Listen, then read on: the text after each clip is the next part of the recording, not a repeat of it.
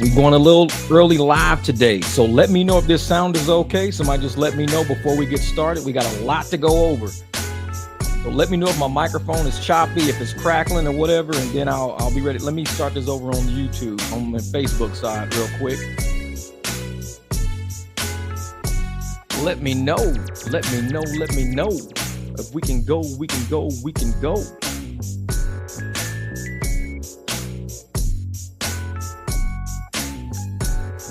We are now public on the other side. Are we public over there? All right, cool, we good. All right, there we go.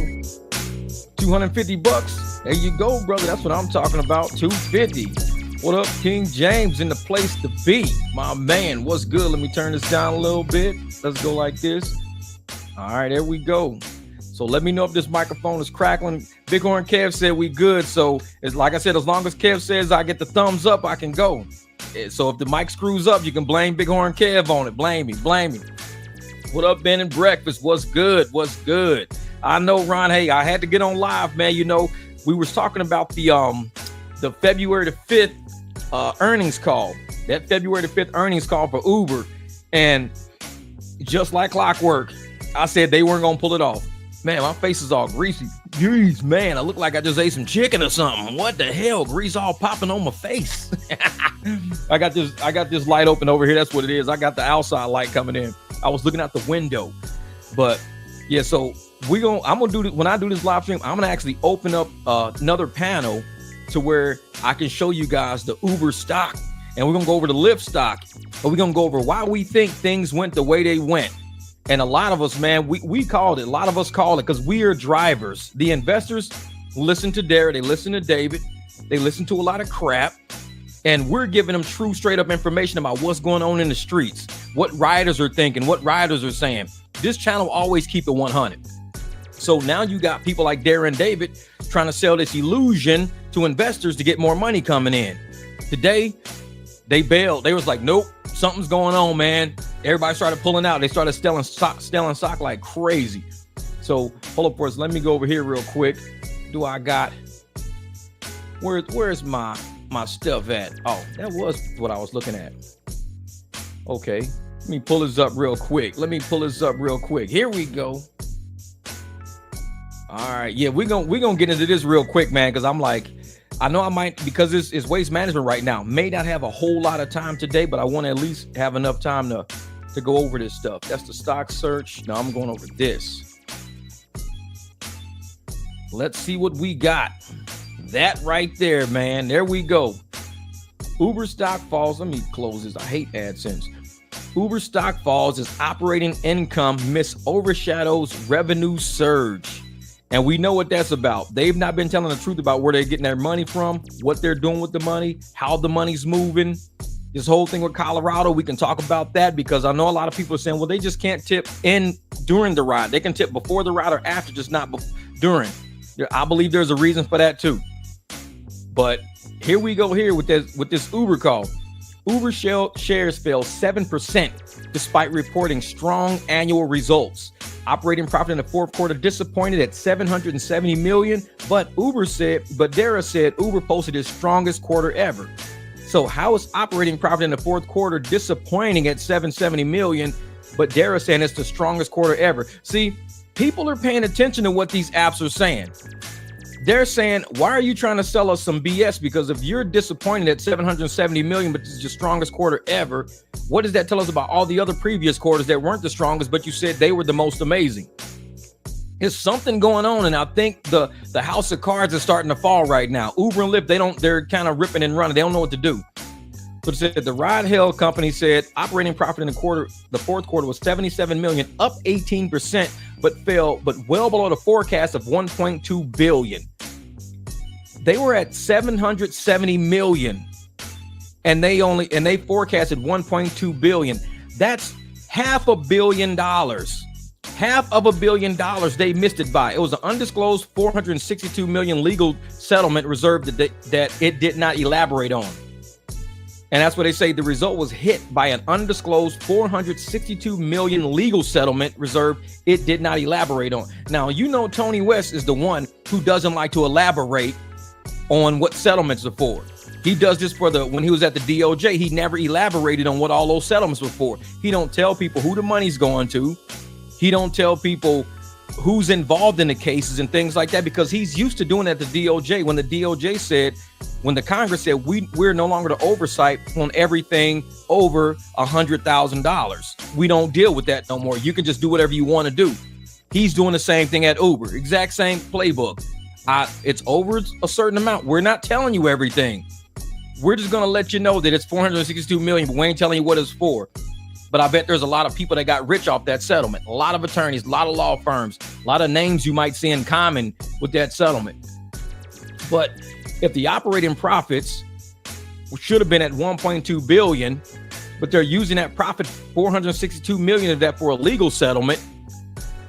What settlement? Because we've heard about all the settlements out there, but they're saying we're not going to elaborate on what that settlement was for. Okay, so and it's a settlement reserve, which means if you know how accounting works and you're doing financial statements, you got likely, not likely, probable, less probable, things like that. When something is probably going to happen and you got a pretty sure chance of this happening, you put that into your financial statements and you say we're most likely going to come up to have to pay $462 million, $500 million we're going to have to pay. This is what Uber doesn't want to elaborate on. We're like, okay, so what do you think you're going to lose? Because if you're saying you got to come up with $500 million for a settlement, what settlement are you talking about? They don't want to elaborate on it. They don't want to talk about it. So they know something's coming down a pipe, but they don't want to discuss it. That tells me, just like with Tony West, same thing he did when he was at the DOJ. It's a lot of people involved in taking this money. A lot of people that are involved as far as small law firms, friends and buddies, people that they don't want to go to court, because if they go to court, it makes it all public and it's all public documentation. If it's a settlement, you can have everybody sign NDAs and everything like that. So this is why they constantly settling. Look at my Tony West videos. If you don't know what I'm talking about, look at I got 2 videos about Tony West on my channel. Those go deep into what Tony West did at the DOJ when it comes to settling things instead of going to court. Even when they could have won the case. This is the trick about settlements like this. Even when they could have won the case, all the attorneys said you can win the case. He still settled the case because he wants a cut of the money. When you win a case or lose a case, everybody don't get paid. Only certain people get paid. When you settle, everybody gets paid. So it's almost like legal collusion. It's like a little game they're playing. It's like, let's settle this. Let's not, go to court, because if we go to court, somebody's going to win, somebody's going to lose. We want both sides to eat. And this is what we do. We settle. That's why they will not elaborate on it, because they just said the result was hit by an undisclosed amount. They won't even elaborate. Like, what is this for? What is it about? They won't tell nobody. And that's what I think about that. And it said Uber posted a second annual profit on the adjusted earnings before income, interest, taxes, depreciation, and amortization, $6.5 billion, up from $4 billion. So they got another $2.5 billion from 2023, but they've got a lot of lawsuits and stuff tucked into there, settlements that they won't even talk about in there. What up, y'all? What up, Greg? And Dara said it posted the strongest quarter ever, with increased growth across the number of platforms, consumers active per month, trips, bookings, and revenue, all that stuff. But this is what I want to talk about mainly, the gross bookings number. Somebody was saying in that gross bookings. Now, gross bookings is everything the customers pay. Whatever the customers pay into the system is what they call gross bookings.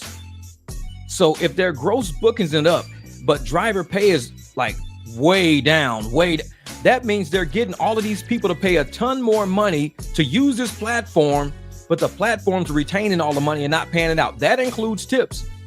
Because gross bookings, when you pre-tip a trip or when you post-tip a trip or something like that, all that money goes through Uber's hands. It all goes through their hands. That's considered everything the rider paid. Everything the rider paid on that platform. Then they start saying, well, drivers start eating away at that. They get so much of a percentage of the fare. We're giving them 100% of the tips or whatever. So they start eating away at that. But they only talk about the gross bookings. Shareholders want to know what goes in that number. Tell us what's in that gross booking number. They won't disclose it. They won't talk about it. So Yeah, so here's the actual Uber stock right here. So this is what the stock is looking like right here. I'm gonna say Uber stock. And I hate the fact that this thing won't open up larger. I'm trying to open it up larger than this. But in 5 days, you can see how it was up and it just dropped. On February the 4th, yesterday at 3:45 p.m., it was at $69 at 3:45. It tanked all the way to $64. It dropped $5 within 24 hours from 3:30 p.m.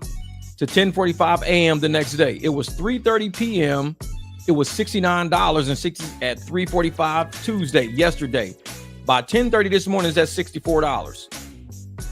So if you say $5 times over how many shares do they got? How many shares do they got outstanding? I'm trying to look and see.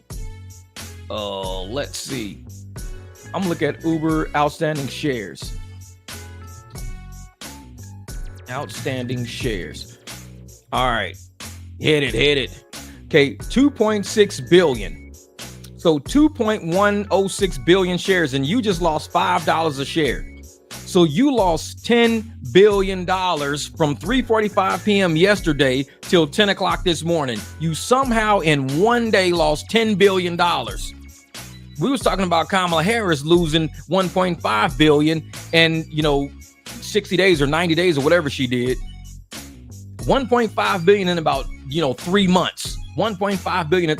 They lost 10.5 billion, $10.5 billion in less than 12 hours. 3:45 yesterday p.m. till 3:45 in the morning was 12. Add 7. So you're at 19 hours. In 19 hours, you lost $10.5 billion in 19 hours.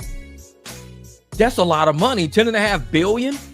And they're saying that they were off by $500 million because of that settlement that they won't talk about. They were only off $500 million with that settlement, and they were tripping off the $500 million. $500 million was $462 million. $462 million compared to $10.5 billion in 19 hours you lost. I'm telling you, man, it's a Ponzi scheme. It's something going on with these apps, man. You don't lose $10 billion in value in a day. In 19 hours, within 24 hours, your company is worth $10 billion less. What happened? What worth of $10 billion happened? What happened? Because stock is only a valuation of the company. If you have one share of a company that's worth $1,000, that one share is worth $1,000. If you say we're going to do a stock split, you split into 2 shares. Each share is now worth $500, but the company still stays worth $1,000.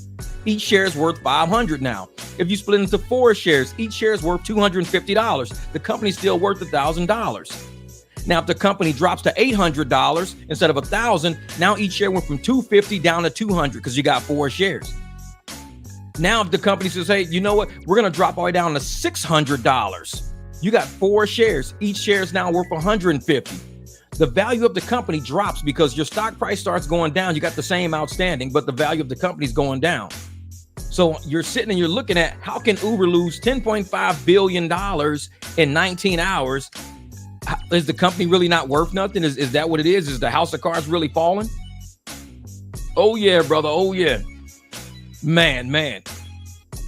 And I think the Colorado case may have a little bit to do with it, Abby. The Colorado case is about, and this is what I think about tips. This is the tricky part about tips. As long as the driver and the rider are next to each other, we can have that conversation. We can sit and say, hey, how much did you tip me? $20. We can have that conversation. Uber and Lyft hears it on our phones. And I'm going to tell you something about the phones in a second.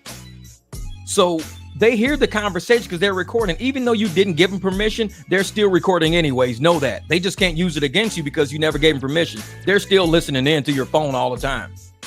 So they want people to tip either before or after the trip, not during, because if you're discussing it and once that rider is away from you and you don't even know you got a tip, because Uber's texting them all the time. How was your last driver? Would you like to tip them?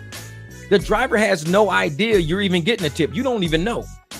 So you're just driving around, new passengers, new clients. The one from yesterday tipped you $20. You don't even know it. Remember all them $1 tips we used to get? You have no idea you got a $20 tip from somebody from yesterday. All of a sudden, an $8.09 tip pops up on your phone. You're like, oh, that person from yesterday tipped me $8.09. They really stole like $11 from you, $12 from you. because they tip you 20, but you really think you got $8 and you happy about that $8. I got an $8 tip from yesterday. This is how they move the money around. I did a video about this a couple of years ago about reclassing tips, them moving your money, calling it a fare or calling it expenses when really it was your money. But they just move something around and make it look like, oh, it's just fees now. Because the rider paid all that money out. Lyft just didn't give you all that money. Uber didn't give you all that. They moved it to a different part of the transaction to show on their books, gross bookings. It shows on their books, this rider paid out $100, but the ride was only $35. Then the rider might have tipped you $30, so you should have $65 and the app should have $35. But they didn't do that. They gave you $35, gave you a $10 tip to make it $45, and they kept $55 because they reclassed it and said, we're going to use some of that tip. We're going to call some of it a fare adjustment and some of it a tip. And in the end, you're sitting there like, I thought the dude was going to tip me $20. I only got $5. I only got $10. He said he's going to tip me $20. He probably really did tip you $20, but the app ain't going to tell you that. That's why they don't want to be transparent with the tipping system. As soon as it said, you need to be more transparent with what you're doing in Colorado, what's the first thing they hit? The tipping system. They didn't mess with nothing else. The first thing they went after was the tipping system because they know in that tipping system, they're screwing with people. They know what they're doing. They didn't hit any other system. They didn't say, oh man, we got to be transparent. Well, let's do something with the mileage. Oh, we got to be transparent. Well, let's do something with the time. First thing they went after, the tipping system. Hey, y'all, the gig is up. The jig is up, man. The tipping system. We got to make sure we go into the system, into the algorithm, and tell the algorithm not to shave tips anymore because now they can find out because we got to be more transparent. The first thing they went after was the tipping system. That should tell you right there. We were right the whole time. We knew they were screwing with the money because you get a tip, 2-3 days later, week later, 2-3 weeks later, a tip just pops up out of nowhere, $4. The person probably tipped you $15. They probably like, oh man, I like that driver. He was cool. Tip him $15. Uber knows you ain't tripping. You don't even know you got the money. So of course, what are they gonna do? They're gonna take 11 and give you 4. That's the 15. But they're gonna call some of that 11 part of their gross bookings. So their gross bookings numbers is getting bigger and bigger and bigger. Why is the gross booking numbers getting bigger? Because more people are probably tipping. You just ain't seeing it as a driver. That's the whole thing. Is the mafia not trans? Exactly. Yep. How many millions of dollars were stolen? Millions. And now they want to sit there and say the reason why, we can't be completely transparent with you guys is because there's what do they call it? When you got proprietary information, you got proprietary data and information and business advantages and stuff like that. You don't want to give away all your business by being transparent. They don't want to give away how they're doing crime. That's all it is. They know they're doing something shady. We know they're doing something shady. We catch them all the time. We talking to riders back and forth. We catch them all the time. And now they're saying, no, we running a legit business. We're really running a legit business. Then how come you can't just be straight up and be transparent? Because that tipping system, man, is something in that tipping system. Everybody's tipping after the fact. Imagine you work at a restaurant and you say, hey man, I'm going home for the night. All right, cool. I'm going home. All right. Hey, I got table 6, I got table 13 and table 21. They're all big parties. They said they're going to tip me when they leave. Let's say all these parties tip in cash. They don't tip on credit. Let's say they all tip in cash. You go home. The people who are waiting on your tables now can say the people only tip $50 when they probably tip $200. How would you know the difference? You wouldn't know the difference. You're gone. You're not even there. So you can screw up people's tips all the time. Now, if you said, I want to see all the receipts, I would like to see all the receipts for all the parties that I did yesterday because they all tipped on credit card. Now you're trying to be transparent. So you go into the system, you pull up the receipt, you see this party tipped 200, this party tipped 300, this party tipped 200. And you're like, wait a minute. Therefore, I should have like $700 worth of tips coming to me. But you guys telling me I made $150 in tips last night. Yeah, because we can see it on the tape now. But if they do it in cash, you never see it on tape. And that's kind of how Uber is doing. Uber is treating it like a cash transaction on their end. We don't see anything. We can't see nothing the rider does. Nothing. So we're relying on them to just tell us the truth. We're relying on liars to tell us the truth. They lie to us right to our face. They tell their staff to lie to us right to our face. They don't need to know the information. We ain't got to be transparent. We ain't got to do that. And now when we ask for that information, we don't get it. We're being looked at as being, oh, you're violating our amendments, our First Amendment right, our right to remain silent. You know, you're trying to get us to incriminate ourselves. Incriminate yourself against what? If you're a legit business, we're not asking you to incriminate yourself. We're just saying be more transparent. But you're saying you're trying to get us to speak, which violates our Fifth Amendment right to remain silent about anything. And if we say something, we're basically telling on ourselves. That lets you know right off the bat they're doing some criminal shit. That lets you know. What up, Chris D? And like I said, and Lyft, they're no better. Lyft's no better. But hold up. And I was gonna say something about, you know, the recording on our phones. This shit is funny. This is funny right here. So I'm starting to find out that even though I don't give either app permission to record on my phone, to use my phone as a recording device, they still listen in. I'm aware of that. But I also know I can say anything I want to say. They can't use it against me in court because I never gave them permission. So they can listen to me say shit all day. But they're doing little tricky shit. Since I took the whole month of January off and started driving in February, my tip rate is like at a 99% rate. I'm tipped on almost every trip I take. I'm getting a tip on almost every single trip. It's crazy, crazy. Hold up, I'm gonna show you. And y'all know me, I get one tip out of like probably 15 rides. I don't get tipped like that. I'm getting tipped on damn near every single ride I take. Look at that, $102. $102. Weekly breakdown. Oh, wait a minute. I did 3 rides. Come on, how in the hell can I see this shit? I don't even know how to use the lip. That's the thing. I done took so long off this damn app. Here it is, day. I don't even know how to use the app no more. Let me go backwards. Wait a minute. What day? Oh, what was yesterday? February the 3rd, 4th. February the 4th. Okay, here we are, February the 4th. Wait a minute. I'm gonna tell you something. I drove on February the 4th. I thought I only got 1 out of every few tips. I'm tipped on 100% of the ride. I gotta send a thank you to this one right here. Send a thank you. That was a black SUV I did for 5 miles. They almost paid me $30. I'm tipped on 100% of the rides I've done this year so far. I did a ride at 12:15. I got a $5 tip. I did one at 9 o'clock. Got an $8 tip. I did one at 9:15. I got a $4.95 tip plus a $2.25 bonus on that one. Then if I go all the way back to February the 1st, I got I don't think I got no tips on February the 1st. Let me go on February the 1st. Yep, I take that back. I didn't get a single tip on February the 1st. Not a single tip on February. I did 3 trips. On each trip, I didn't get a single tip. I did 156. Wait a minute. I did more trips than that. Okay, I got tips.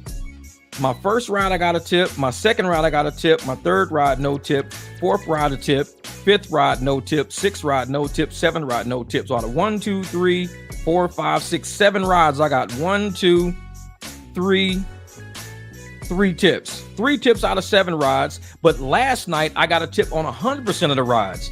100% of the rides last night. This is not how I normally drive. Lyft don't tip like that. Usually I get 1 tip out of 20 rides. Because last night was February the 4th. I got $102. $102, and each ride was a tip. I mean, I was doing rides for like 6 miles, $27. Then I did another ride here. This one was 13 miles for $45. Then I did another one here for 4.5 miles for $29. But check this out. I got $29.80. I got $29.80. Guess how much the rider paid? $33. So the rider paid $33. My upfront earnings was 24 out of the 33. I'm gonna tell you what they're doing. They're running out of drivers right now. They're running out of drivers. Everybody was going to waste management. Everybody's doing private rides. Everybody's canceling all this trash, decline all this trash. They're upgrading people. And this is how I get upgrades. I don't even put my app on black SUV. I put it on the second rate. Like I showed you last on the video this morning, I put it on comfort and everything, and they're bumping everybody up to black SUV. These people are paying $33 for a ride. Let me see this ride down here. The upfront was $22 was the upfront. 22 was the upfront. The guy paid $25.09, and I was getting 22 out of the 25.9. I ended up getting 27 because he gave me a $5 tip. So I got 27, and he paid about 30 bucks out of the 27. So I'm like, man. Then another one, let me see the middle one. Let me see what the middle one said. Okay, so the middle one, the upfront was 37, and the lady paid 53. It was a group. They paid $53, 53. I got 37, but they gave me an $8 tip. So I got 45, and they ended up paying like $61, and I got 45 out of the 61. So this is not even happening a lot on my old app. Like last year, Lyft, they were charging people 50 and 60, giving me like 25. So for me to see these numbers is different. They're running right now. They're running scarce. Something is wrong with the app. They're undercharging people, trying to make sure that we're not converted because they're listening through our phones. That's my whole thing that I'm telling y'all. They're listening through our telephones. The only reason why I think I'm getting all these rides of people paying $30 and me getting 27 out of the 30, paying 50 and I'm getting 45 out of the 50, because they want to listen to what am I saying to these people. They want to because they know I'm a converter. They ain't stupid. They know it. They want me to get into the car. They want people to get into the car for me to say, oh, I'm only getting $27 on this ride, so you guys must have paid at least $50, $60 for this ride. I'm only getting 27. That's what they want me to say to the people because they listening through my phone. But because I told y'all what I do, I scout rides before I start driving. I'll take 2 or 3 dummy rides to see what the market is looking like. I'll look at what they paid, what I'm getting, whether or not I do dummy rides all the time because I need to peep out what the enemy is doing. So I'll do an enemy ride, peep them out. I don't say nothing to nobody when they get in my car because listen, they're listening to our microphones. People get into my car. I've already done my dummy ride, so I know. The person getting in didn't pay for a black SUV. I know this for a fact because I've done my dummy rides. They get in. I'm just chatting about the weather, the day, loving life, never pitching anything about drivers, service, nothing. Not talking about anything. I drive. As soon as we get to where we get, and I say, hey, you know what? If you're actually looking for a driver to the airport or something like that, say, hey, here's my car. I never try to convert them at all. Zero. Because they're not a black SUV. They're not a black SUV rider. And I know that for a fact. Lyft is trying to get me to deactivate myself by trying to cancel this ride and convert this person when I already know this is not even a black SUV rider. I don't want them to be my private rider, which is cool. They can be if they want to, but I know the rate that they're paying is a Lyft rate and they're getting a black SUV at a Lyft rate. They want me to say, hey, since you're paying 27, how about you give me like 50, 60 bucks? And they go, oh, well, I only pay like $30 for the ride. Oh, for real? Yeah, I only pay, just a Lyft. I just paid 30 bucks. I'm surprised a black SUV showed up. They record that. They catch me trying to convert somebody because now I can't convert it. Because if I'm getting 27 out of 30, I can't convert it. It's not even worth the conversion because it's a fair price. It's only a fair price because they upgraded somebody. So I don't even try to convert. So I'm driving and I'm telling everybody, I'm just giving it people. Last night, everybody was like, hey, do you do private rides? I dropped the whole party off. Do you do private rides? I said, yep, right on the side of my truck. It says my phone number, everything. I said, you can take a picture of it if you want to. And she was like, oh, great. So I got out. I was going to open the door. So I said, let me just give you one of my cards. I told her that outside of my truck, not in my truck. My phone, I leave it in the truck and I talk to everybody outside of my truck. To do this, you got to get out of the car. When I'm helping people with luggage, that's when I say, hey, if you got to go to the airport or anything like that, here's my card. My phone is all the way in the front of the truck. Lyft can't hear me no more. They have no idea what the fuck I'm saying to these people. No way. You got to get out of the car. If you're in the car, ride, talk, chat about the weather, chat about everything else. When you pull up to drop them off, whether or not they got luggage, it doesn't make a difference. Put your car in park, get out, even act like you're trying to go open the door for them. You could say, hey, let me get the door for you. Put your car in park. Let me get the door for you. As you open the door, when they get out the car, shut the door and chat with them. Your phone is now blocked. Nobody can hear your phone now. It's in your car. You're blocked. They can't hear your conversation. And you can say, hey, listen, here's my card. If you need a rider, if you need this, make it quick. Make your pitch quick. If you need a ride, to from, I do private rides. I do have this. I have that. Let me know if you got to go to the airport, if you're flying in town, if you got to go to dinner, this and that. Here's my card. Please shoot me a text, or I tell you what, text me right now to make sure I got your number so I can let you know when I'm in the area, because I can text you back, say, hey, I'm actually in the area if you need a ride or if you need to get to the airport. Okay, fine. They'll get you. Some people will text you right on the spot. Hey, they'll shoot you the number right there. Make sure you got my text. I started talking to people outside of the car. I'm getting all fucking tips now. Because when I was in the car and I was talking to people in the car, like I said, man, I try to elevate every time I do something. I keep working on different strategies. It's like playing football. You don't go into the football game doing the same play every time. You don't do the same running play every time, because if you keep doing the same running play, guess what's going to happen? They're going to know how to defend your running play. So you change it up. You go to the air. Now you do a slant. Now you do an option. Now you do another running play. Now you do a reverse. You got to come with different plays. If you're going to be on these apps, come with different plays. I'm telling you, it's like chess. Come with different plays. So I'm always one of those people to sit up there and go, hey, you know what? I'm going to do something different. What I was doing was working. How do you think I got all these private clients? But I know how they're planning to be against me and my private clients. Like they're giving all these little cheap ass fares right now to keep us from converting. I didn't convert not a single one. And I got airport rides set up. I did an airport ride this morning. I got another one Sunday. I got a dinner ride coming up sometime this week. They're going to call me for dinner. I spoke to everybody outside of my car. Never converted a single one of them. All the prices, they were paying under market value for black SUV because they weren't even black SUV people. They were paying basic prices getting a black SUV. Lyft was wanting me to convert. They wanted me to try to cancel and say, hey, give me $45, $50. They'd be like, well, we only paid $30 for it. It was like, okay, well, why would you try to charge me $50 if I'm only paying 30 for the ride? Oh, because I'm only getting 27. Well, what's wrong with 27? I mean, we're only paid $30 for the ride. You're almost getting all the money we paid. I mean, it was 4 or 5 miles, so it's good. I'm like, that's cool. That's cool. I don't mind that. I mean, if I'm getting $27 and I'm only going like 5, 6 miles, I'm okay with that. I'm not okay with $1 a mile, but I'm okay with $4 a mile. I'm okay with that because y'all know how I roll. If I showed y'all with my gas tank the other day, 577 miles. At 577 miles, if I can get $4 a mile, that's over $2,000 I can make with that gas. I should be making $2,200 off one tank of gas.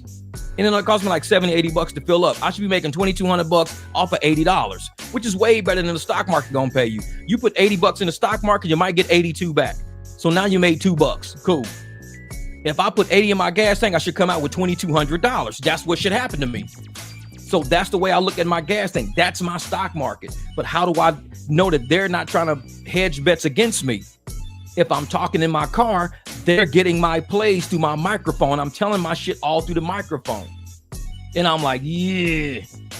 Oh, Duwato, I know that, brother. The apps have teams to think how to screw drivers. Exactly what I'm saying. They're listening to what we're saying. They listen to what we say. And so by the time I'm like, you know what?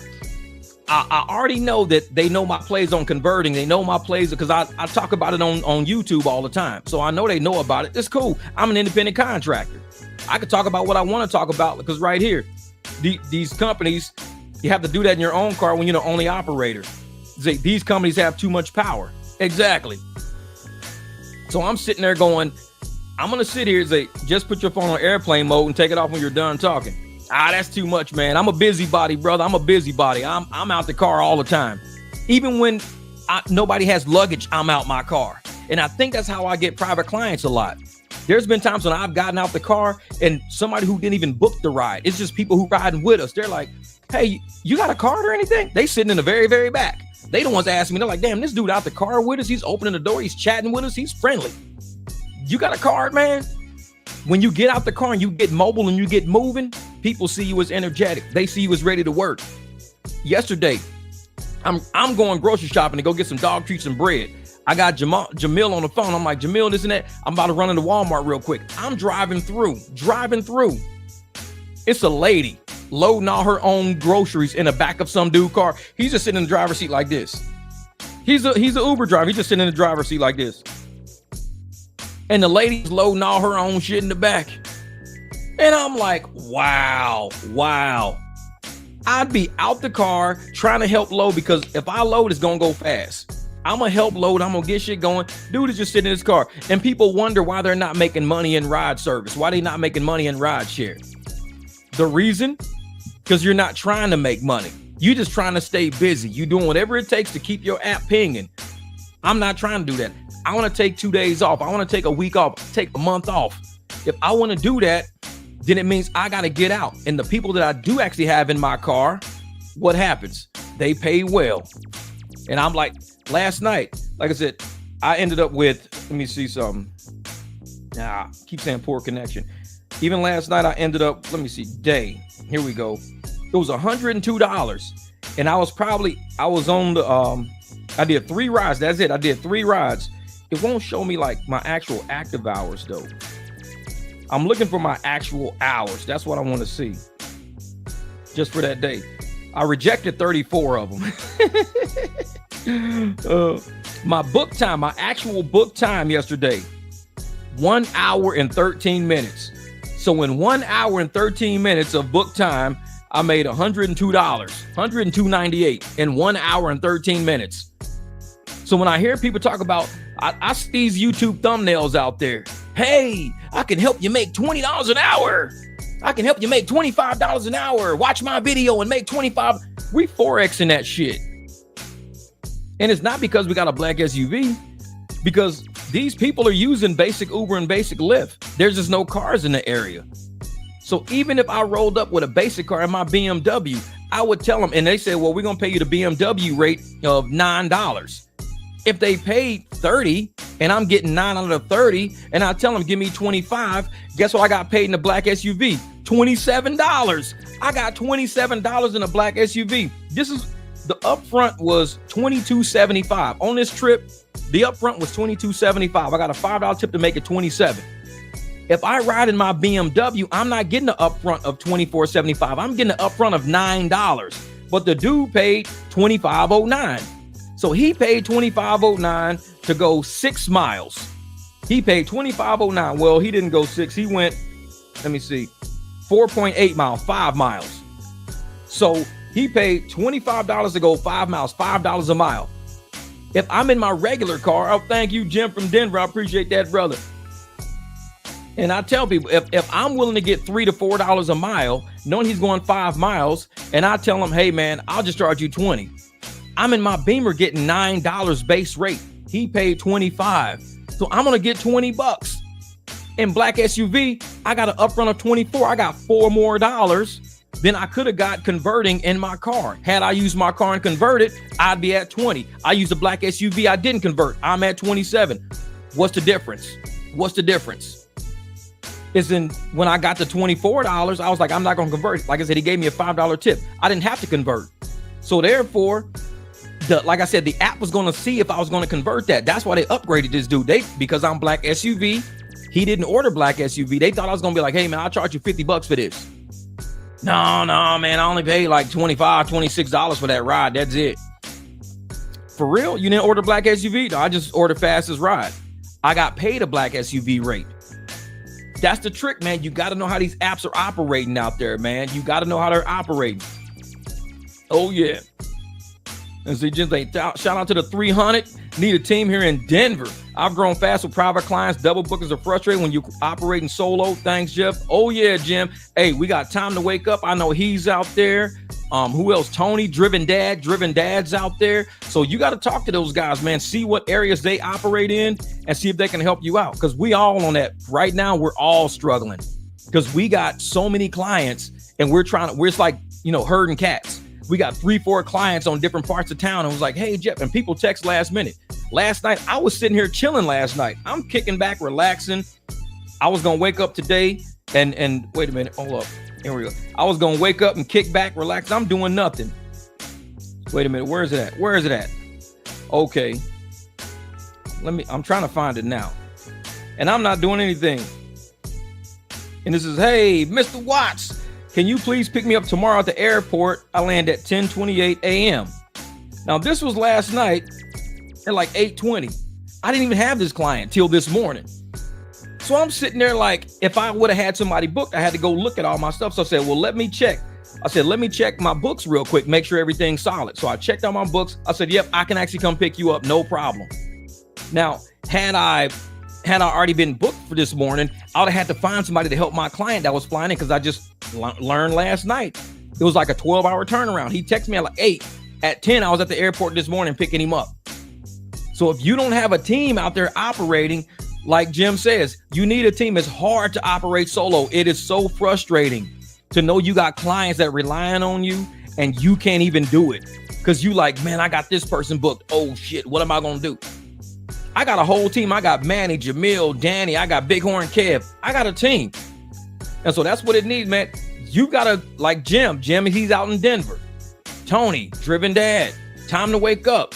Chris, you guys gotta like start looking for other drivers out there who are developing private client bases so all you guys can help each other out. Because I guarantee every driver out there who's doing private clients right now is having a hard time keeping up, because people are really coming to us saying, hey man, do you got a business card? Hey man, I said it, Manny. And people come walking up all the time. Hey, you got a card? Hey, one lady, me and Jamil was talking in the parking lot one day. This kid walked up, we was just chatting. He said, hey man, can I take a picture of y'all number? Because we always need cars and stuff like that. I was like, yeah, take a picture of it. Took a picture of the side of the truck, just took a picture of it. It's like, man, what? Dog went diarrhea in my car. Uber won't give me a cleaning fee. What should I do? What do you mean Uber won't give you a cleaning fee? Uber, they have to. That's their position, is to give you it's a cleaning fee. They have to charge the rider. They have to charge the rider a cleaning fee. This is what I say, dude, Steve. Honestly, if you know where you drop the person off at, or either where you pick them up at, go pay them a visit. If somebody's dog took a shit in my car and I know where they live, guess what? I'm gonna go pay them a visit. I'm gonna go knock on the door, business to business. Like, hey, listen, excuse me, but I was gonna do this through Uber, but Uber is like being very hesitant, and I think they might charge you and just not pay me. So they're gonna charge you and not pay me. So how about you just pay me for what happened, and we're just square. We're good. I'm only charging this much for it, and we're good.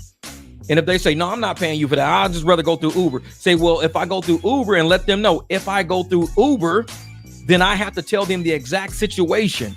If I tell them the exact situation and I one-star you, you run the risk of not being able to bring your pet into a car again. Do you want to do that? Do you want to risk getting booted off of Uber by me telling Uber, because I one-starred you, your dog took a shit in my car and everything, you probably won't be able to book another Uber pet ever again. They're going to ban your account. Do you want to go that road?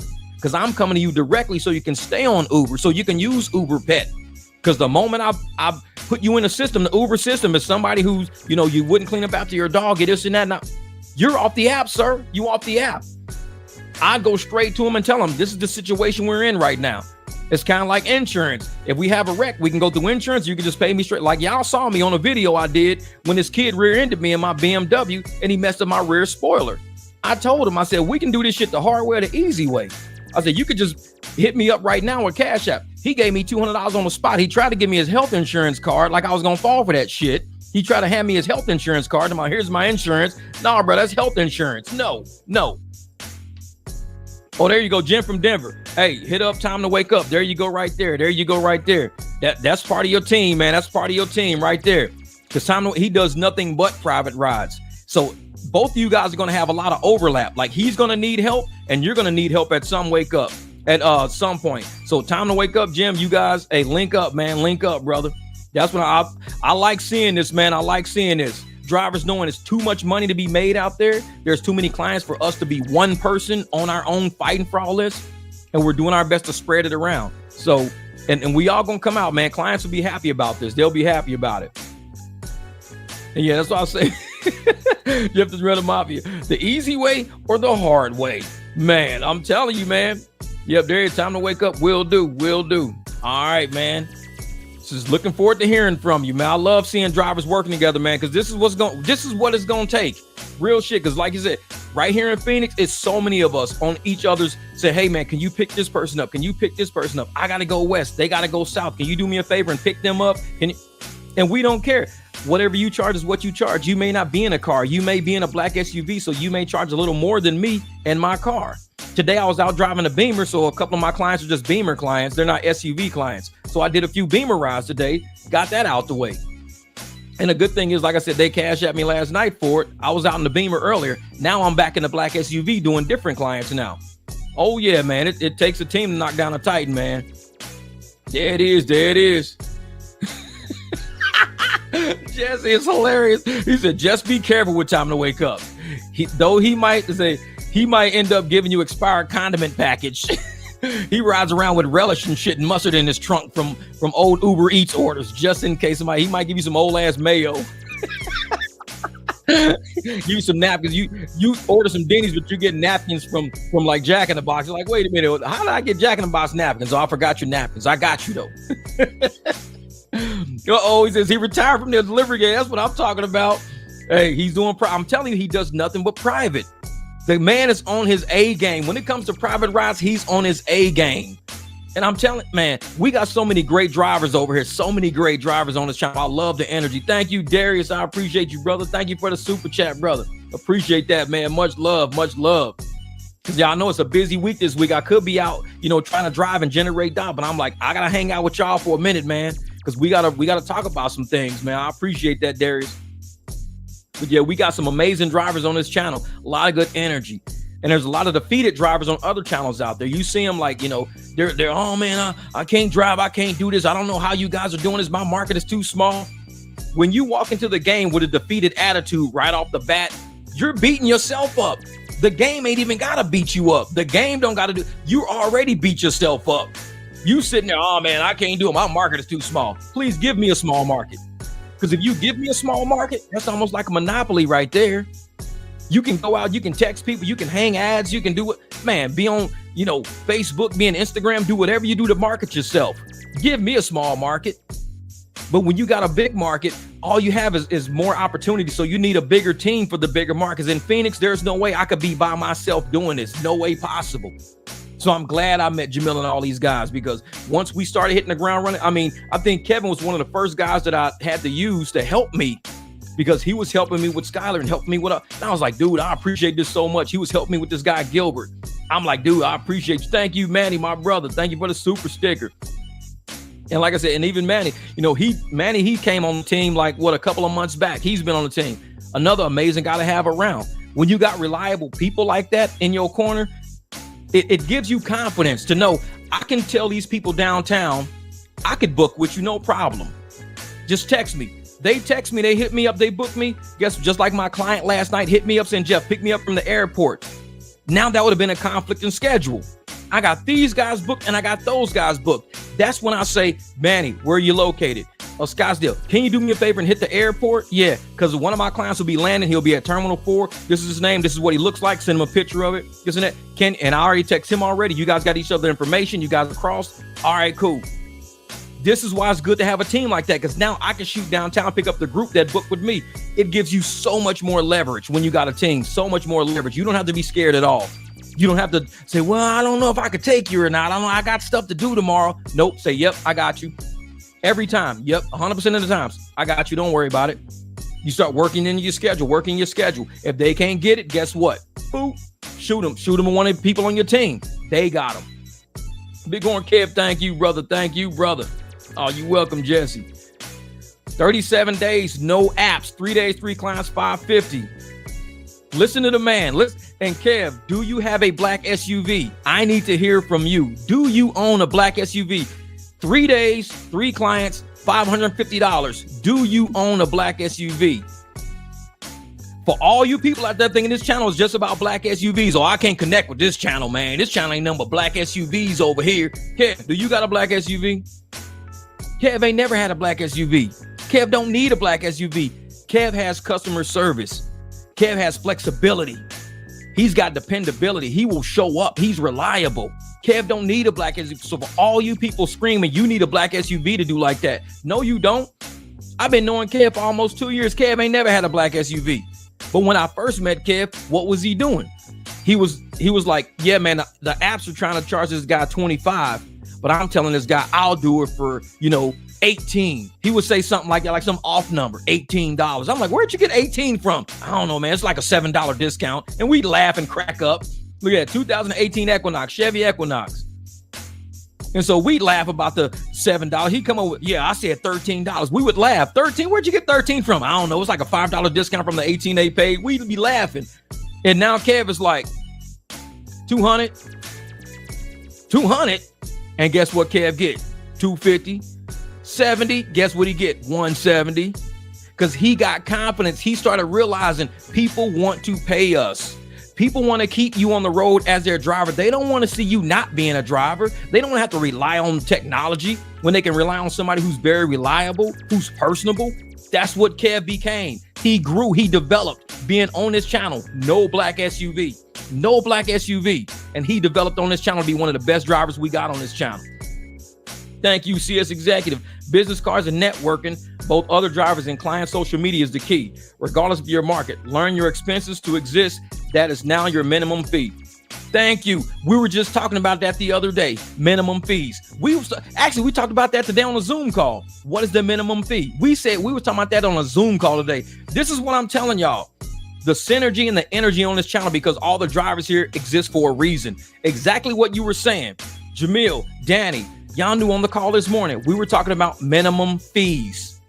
This is what we talk about. Other drivers are thinking the same thing. When you know this industry, when you know this market, when you know you, these are the things you talk about with other drivers. You talk about, what's my minimum fee? What's my minimum charge? What would I charge? Well, somebody might say theirs is 15. Some might be 25. Jamil yesterday was saying, I'm not doing nothing for less than 25. And he's right. Don't do it for less than 25. I mean, look at my phone. Everything in my phone is 27 and up. 27 and up. I did one ride the other day for $7 because the lady was sitting literally right inside of me when it was a comfort ride. And I was like, oh shit, she's like right there. So I picked her up and took her like right down to her apartment. Like $7, whatever, fine.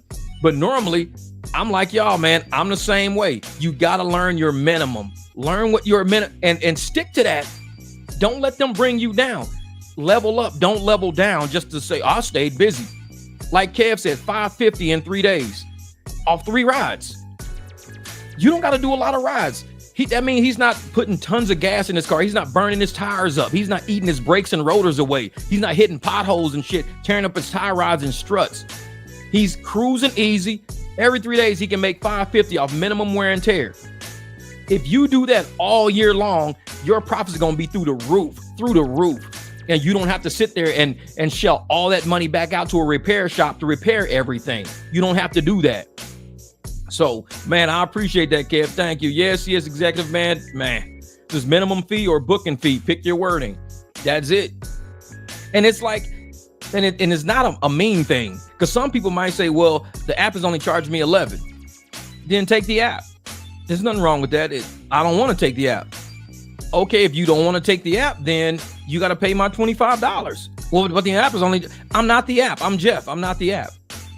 It's like, I don't want to go to a dealership and be like, well, you know, the Ford dealership is only saying $30,000. How come I can't have that, you know, that Infiniti right there or that Lamborghini for $30,000? I mean, if the Ford dealership is telling me 30 grand, I come down here, this car is smaller than my truck. How come I can't pay less than 30 grand for this? Quality. That's what you're paying for, quality. That's a Lambo. You have a Ford Expedition. 2 levels of quality right there. 2 completely different levels. So you can't say, well, that car, my truck is bigger than this little car, but this little ass car has a certain level of quality and expectations and prestige to it. That's what private rides are. There's a certain level of quality you're going to get, a certain level of prestige you're going to get versus just hopping on a bus, jumping off of a bus, you know, hung out with people who farting and burping and shit, picking their nose and sticking gum up under the chairs. That's what you want to pay $11 for. If I tell you 25 is because I want to be here for you every single time you need a ride, which means I need to pay for this truck. I got insurance on it. I got maintenance on it. I got gas on it. I'm not making a heavy profit off your $25. I'm so deep in the hole with this truck. I still owe the bank. The bank owns the truck. I'm paying the truck back. So your 25 is a drip in the fucking big bucket that I got to pay back. So don't think I'm getting rich off your 25. If 25 is too much for you, 30,000 is way too much for you, because that's what I'm paying for this ride. 30,000. That's what I'm paying. So you're gonna have to take your $11 and do an $11 ride. That's what you just got to do, because I got $30,000 I got to come up with, and $11 is not the way it's gonna go. I'm not doing it like that. So everybody, like I said, everybody out there, they just there's levels of transportation everybody's going to take. Levels of transportation. Maybe somebody says, hey man, I only got $6 on me. You might want to get a bus and a transfer. You might want to do that, because $6 to drive somebody 10, 15 miles, that's buddy money. That's what you give your buddy. You just tell your buddy, man, I'm done. Corey said, today I just quit permanently. I quit today permanently.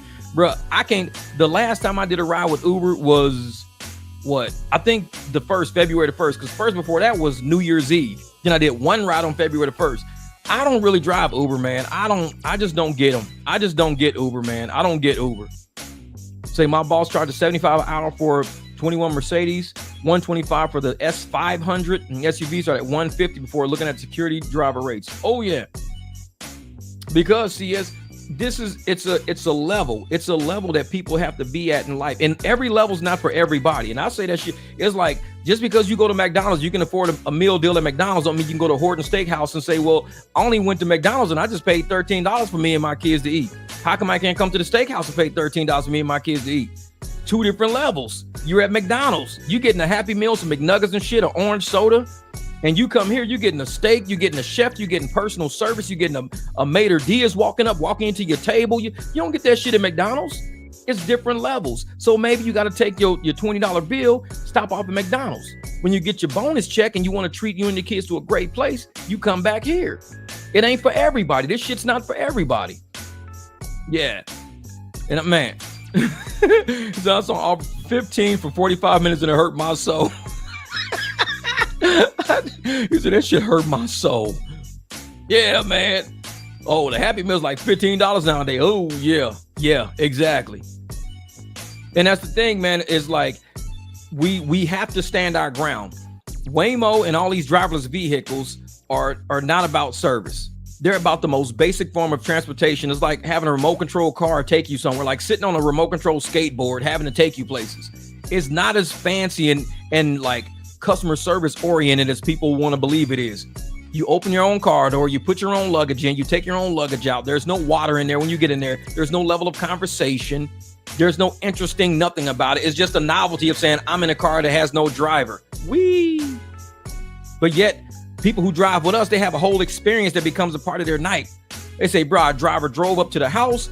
We stepped out the front door. He's already outside. All doors open. He's clean. He's got his driver's cap on.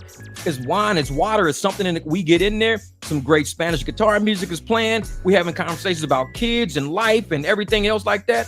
And all of a sudden, we become part of their night. We become a part of their night, their experience. Yeah, I'm going to drop a link in a minute, Kev. So we end up saying, we become a part of your experience of your night, where a Waymo is not part of the experience. It's like they want you to be like wowed away by the fact that there's nobody driving you. Wow, nobody's driving me and we still got here. This is amazing. Nobody's even in the seat and we got here somehow. It's a remote control car. I mean, it operates by itself, or somebody's at controlling the wheel. Who knows what's really going on? But it's like to sit there and to say, you know, tell the truth about them stealing your luggage and your glasses anytime. Exactly.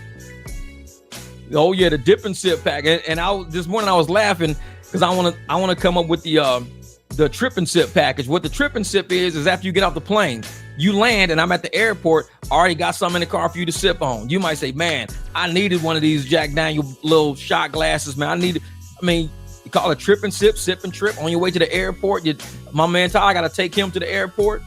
I'm gonna have some mimosas in the car, so he's gonna be sipping mimosa, going down the highway, getting ready to go get on his flight on Sunday. That's the sip and trip. You sip and then you take your trip.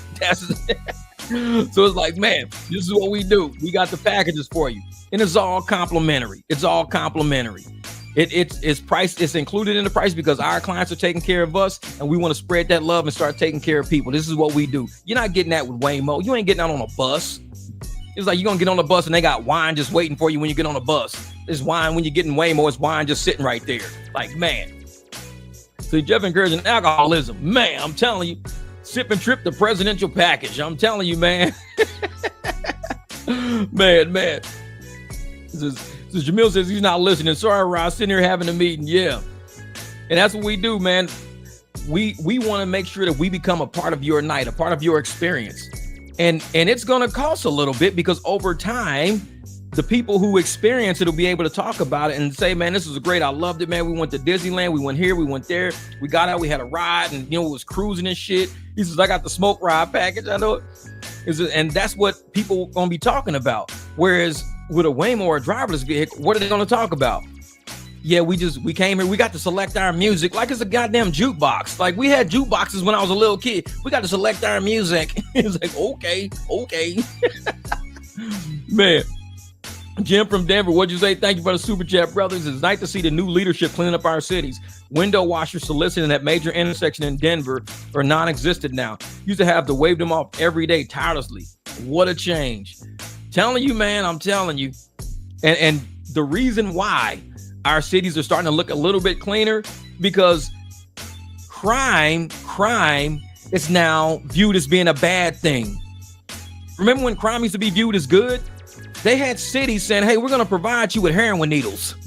What? We're going to give you heroin needles. We're going to bring some drug paraphernalia so you can do drugs right out in the open. What? Yeah, we ain't going to incarcerate you guys for running out of stores and everything with clothes and shoes and shit. We ain't going to incarcerate y'all for that. That's minor. We ain't going to incarcerate you guys for busting windows and shit and running off with all the merchandise.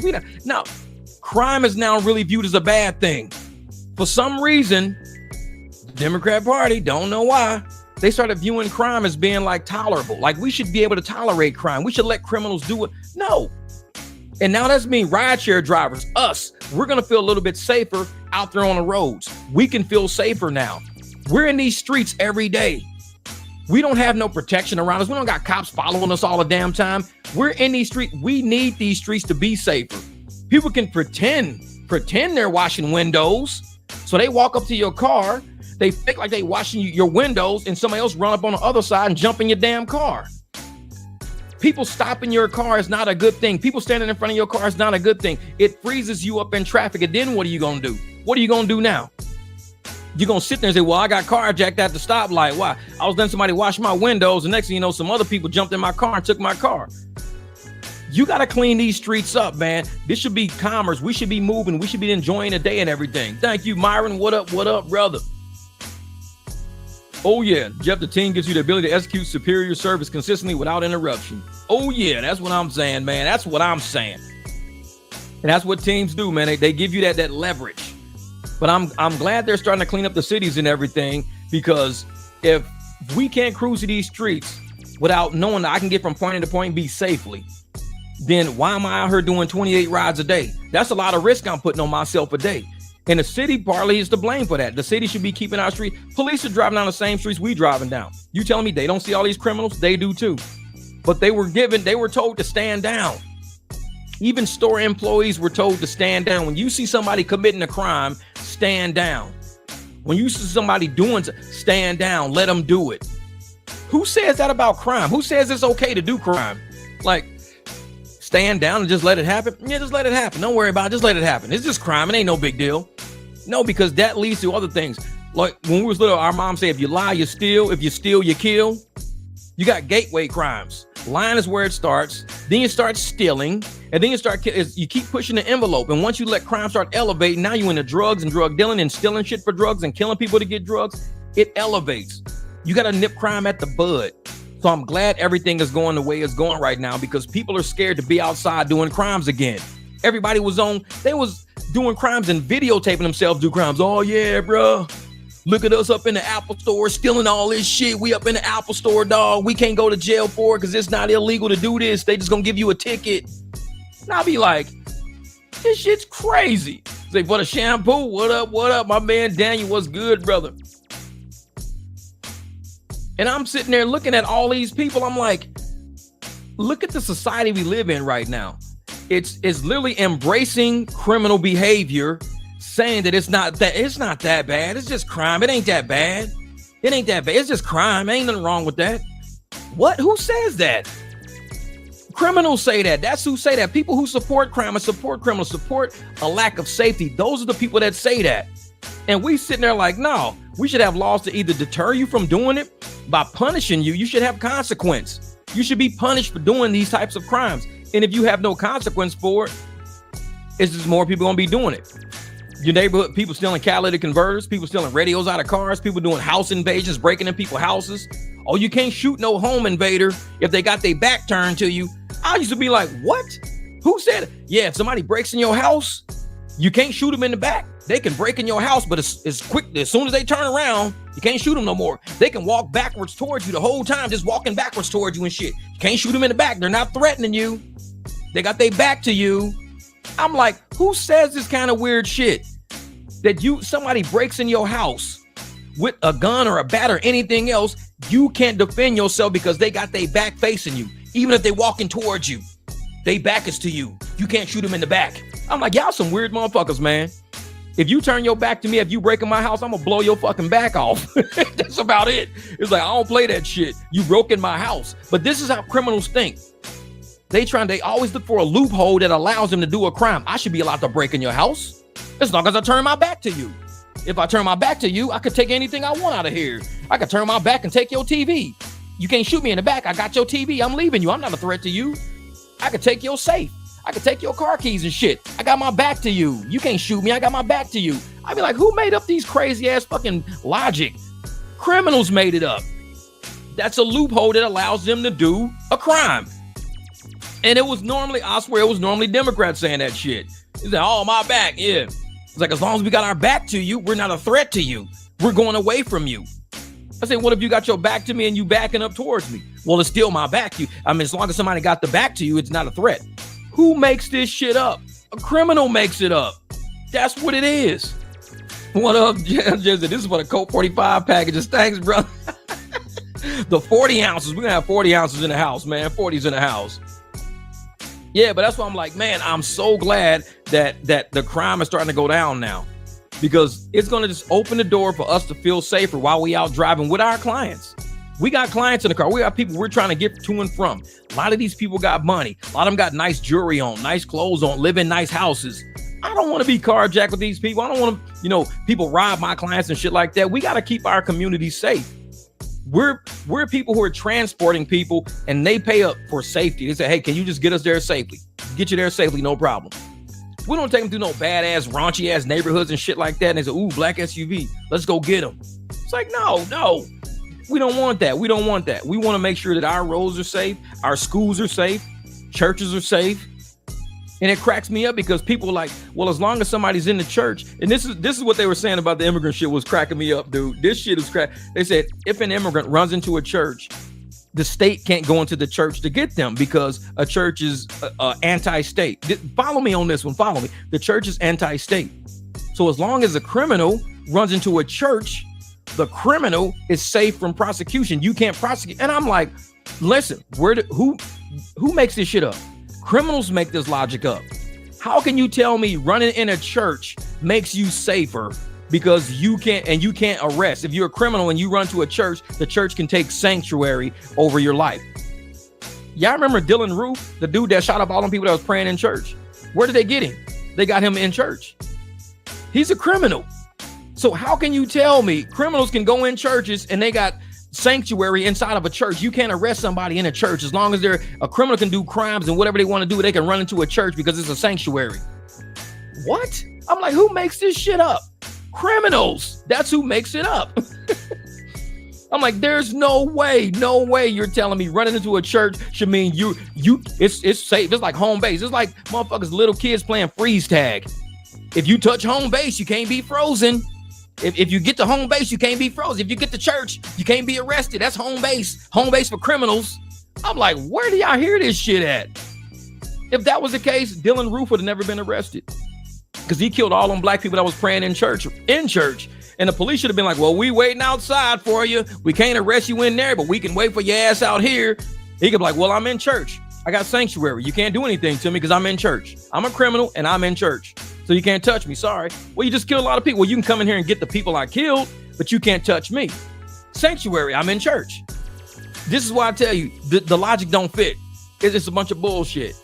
And I'm sitting there like, how can you tell somebody if you're a criminal in our country, just run into a church and you're safe? I'm sorry. I'm just not that dude. You can't sucker me on some sucker shit. You really can't. And I'm like, man, oh yeah. Stricter sentences are only solution. On China's a good example. Oh yeah. If they have to run in during the service, law enforcement should wait until service is over unless their threat is imminent. If they happen to run in during service, law enforcement should wait until service is over unless their threat is imminent. Now, I've seen pastors arrested while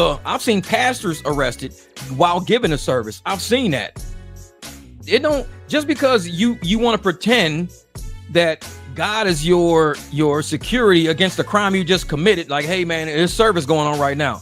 You really think God cares about you like that? No, you shouldn't have did the crime. You should have prayed before you did the crime. You should have said, God, please lead me down the right path and not the wrong path.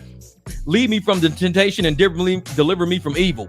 Do whatever you gotta do, God. I don't want to do this crime. Then you wouldn't have that problem. You shouldn't have to run in the church and say, wait till service is over, you can get me. No, arrest his ass during service. That's how it works. People do crimes during service. There was one guy who ran into church, tried to shoot people, and one of the parishioners actually was a old guy, and he shot the dude. Bam! Shot him. They was like, man, that dude took 2 shots. Bam, bam! Killed the dude that ran in the church trying to shoot everybody. And there was a video going around like a couple of years ago about that. So, no, I'm sorry. You can't use God as your shield after you've done a crime. God is who you're going to pray to when you get to prison. You can pray to him when you get there because that's where you're going. You're going to prison. You can pray all you want. You'll be in your cell. We'll drop you off a Bible, pray, repent, do whatever it takes. That's what I call it, the penitentiary. You're repenting. You're paying penance.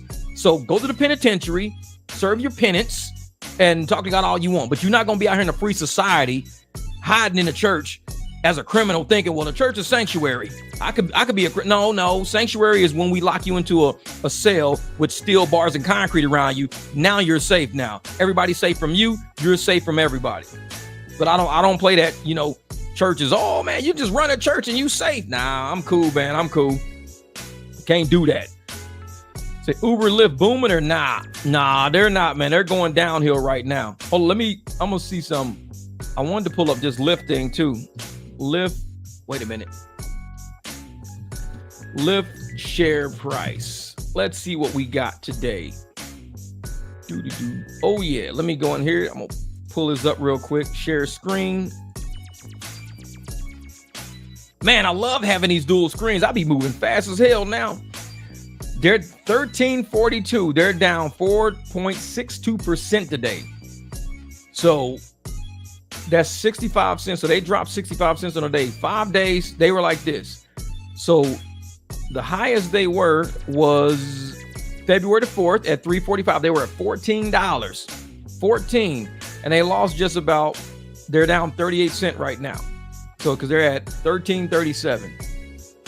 So no, they're over $1. Because if they were at $14.07, $13.37, okay, that's about right. That's about right. They're down about 70 cents, just about 70 cents. And I think they have 400,000 shares. So they're down $2 billion, I think. I think they're down about 2 billion and Uber's down 10 billion. So yeah, that's crazy, man. That's crazy. Let me open this up some. There we go. Now I can see it better. Now y'all can see it better. This is what I'm looking at here. Like this number here was what, 1407. Well, it was as high as at 1410 at 10:30 a.m. yesterday. 1410, and we're down to 1340.37 right now. So it's about 70 cents. So about 70 cents times 400 million shares. So yeah, they're down. So that's about $280 million or something like that. 28 million, maybe 28 million. Because 400 million, 70% of that is about 28 million. So they're only down 28 million, not billion. They're down in the millions. They're in the millions down, not the billions. Uber's the one that's down the billions because they dropped $5 a share from last week till this week. Let me see, where was Lyft at the highest point? 1464. So they're only down $1 from their highest point, which is only 400 million. So they're only down like $500 million, $500 billion. So yeah. So Lyft is better off than Uber right now. Ironically, Lyft is better off than Uber. So that's crazy. Usually it's backwards. It's backwards. This is what it say. This, if a pastor hears about abuse or criminal activity during confession, they can't alert the law enforcement, but they're trying to change that. Well, that's the same thing about attorneys though, because you got attorney-client privilege. All right, Billy, we'll see you out there, brother. You have client attorney privilege also, where if me as a client, I go tell my attorney, hey, I just did something. My attorney can't call the police and say, hey man, he just walked in here and gave me 10 grand to be his attorney and he just told me he did this. Can't do that. There are certain privileges that certain people are protected from because they're not really an accomplice to the crime. You're not an accomplice to it if you're let's say a pastor or whatever who hears about a crime, or you are an attorney that hears about a crime. You're not an accomplice at that point. You're almost like that's the only safe space you truly got, other than your family probably. But you can tell, even if you told your family and your family didn't tell anybody, they could be called harboring a fugitive. So if you're harboring a fugitive or you're harboring a criminal, that's one thing. But an attorney can never be considered harboring a fugitive if they were just told somebody did something and they said, okay, I'll represent you. First thing the attorney would say is, let's go turn you in. I'll represent you. I know you did it because you told me you did it. But let's go turn you in because you're a person of interest. And from there, I'll work your case down. We'll try a technicality to get you off. We'll try to get you a lower sentence. We'll figure something out. But he can't come out and say as an attorney flat out, hey, my client really did it because he gave me 10 grand and he told me he did it, but I'm trying to, make sure that he don't. No, you can't do that unless that client tells you, I would like to admit my guilt in court. Well, you have to, okay, my client's going to confess something to the court. He'll come to court. He'll confess something to you guys. He'll admit to a crime to you guys.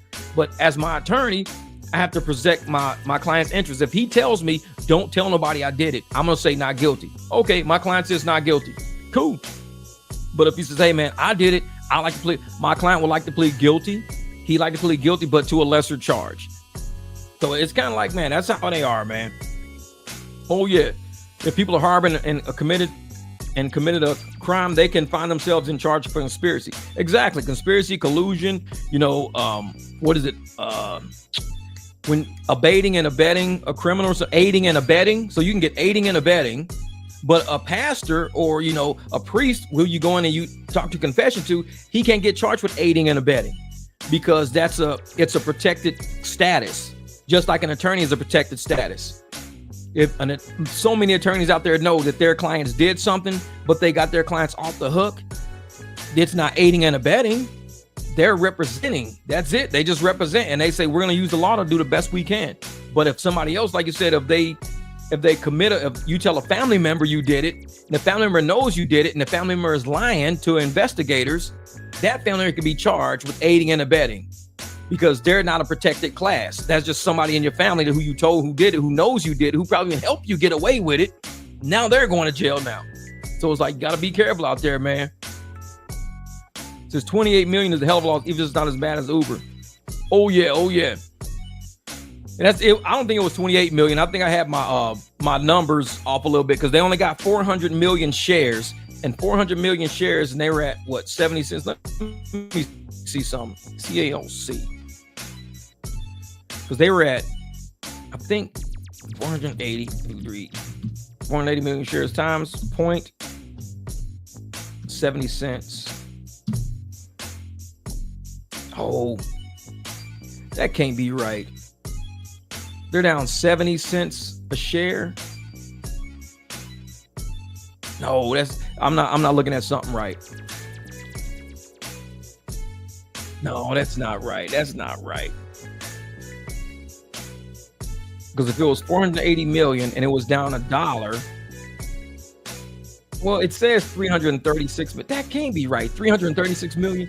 So if you got, let me go up here and look at something real quick, because I think I got my Lyft outstanding shares wrong. Lyft outstanding shares. Lyft has, where's my outstanding shares report? Okay.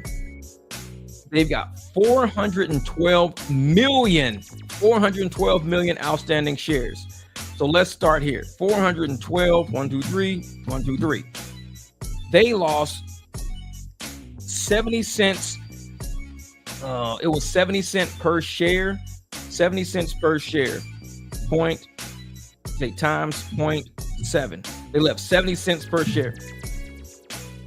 That can't be right. $288 million. $288 million is what Lyft is down. 288 million. Because I knew, because they got 412 million shares, and they're down 70 cents a share. 70 cents a share looks like $288 million. Is that right? 288 million bucks? Because like I said, 28.8. Now, are you doing 70 cents a share or are you doing 7 cents a share? Because I'm doing 0.7. 0.7 is 70 cents a share. So 412 million times 0.7, and I'm coming up with $288 million. 288 million. Because like I said, Uber's down 10 billion.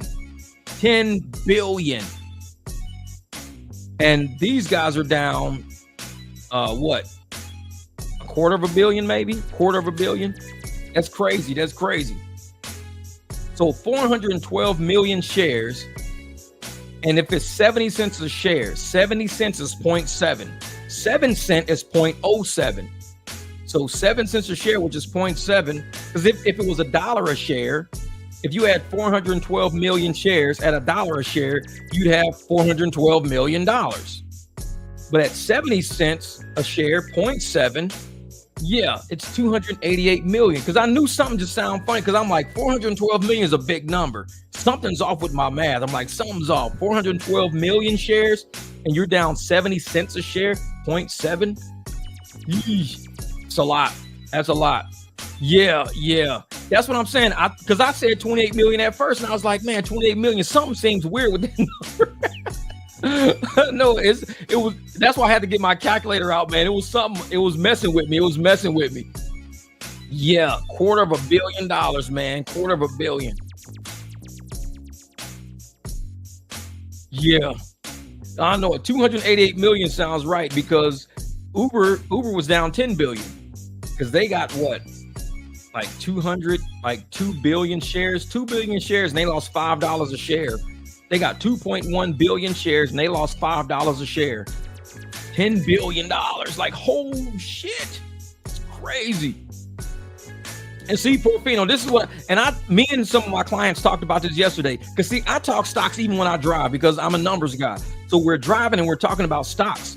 And I told them, I said, I believe you can't always pay attention to all these people that talk about stocks, because the only people who you can really listen to are people like Nancy Pelosi, because she does that's why all these people in Congress are up 160% for their stock trades. They're up 120%. They're up 113%, because they know all the ins and outs. They're the liars. They're the insiders that trade.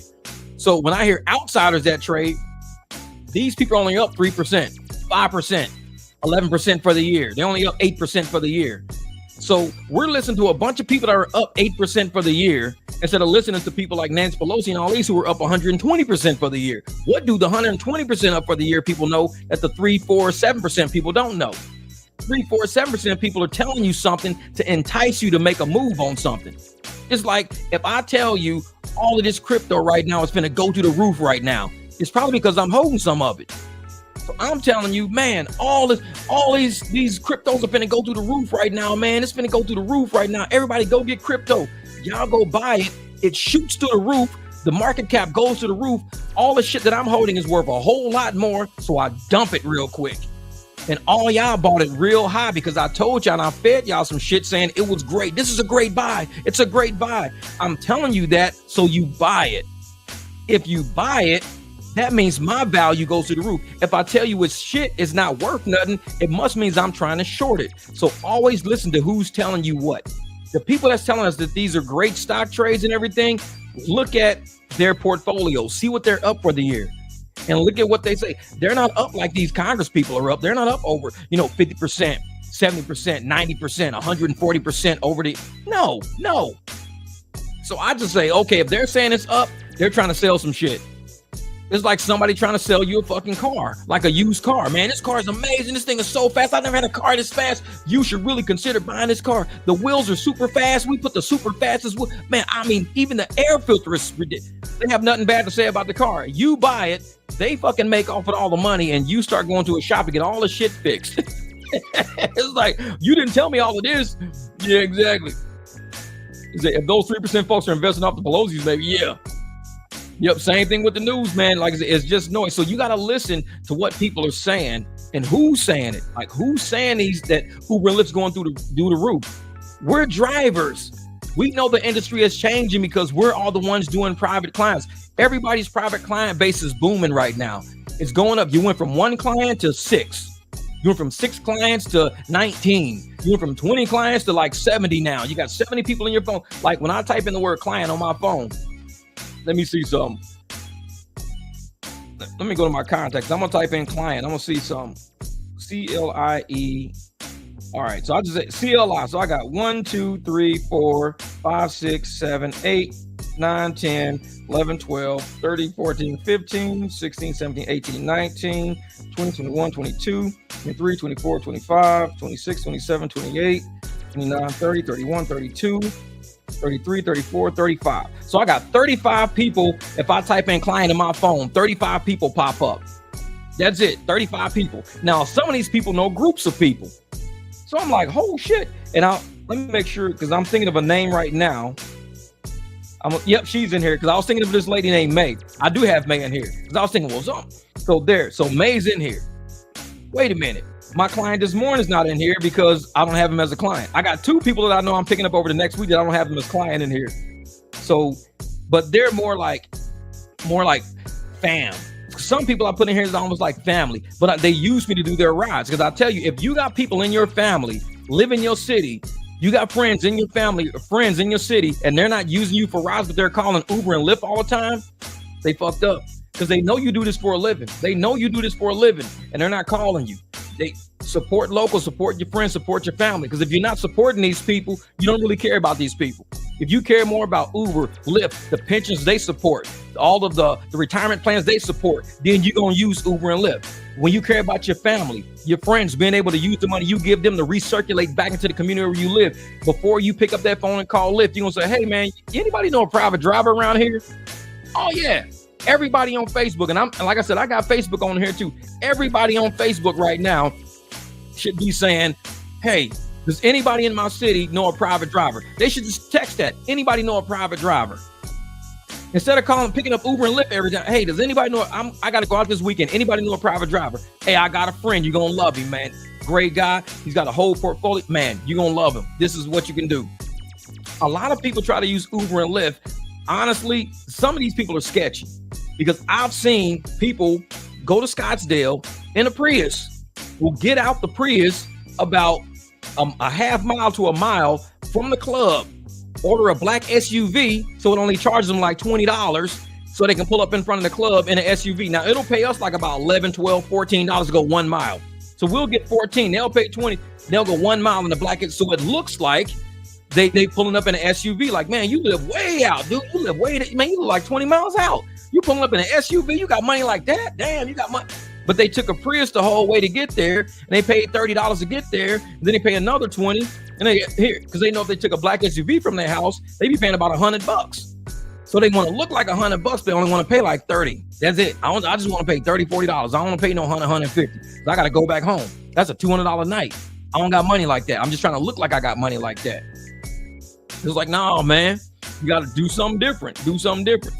There you go, Greg. You got to start somewhere, man. You got to start 15 under my belt. There you go, brother. There you go. And that's how we got to do it, man. Around 3 dozen clients myself. Unfortunately, half of them use me on a regular basis. Yeah. Because some of them only use us for airport. I got a few in there that's only strictly airport. And they travel here and there. They're only airport. So it's kind of different for certain. And some of these are family members. Like one might be a husband and wife team. I probably should merge that contact, but I don't.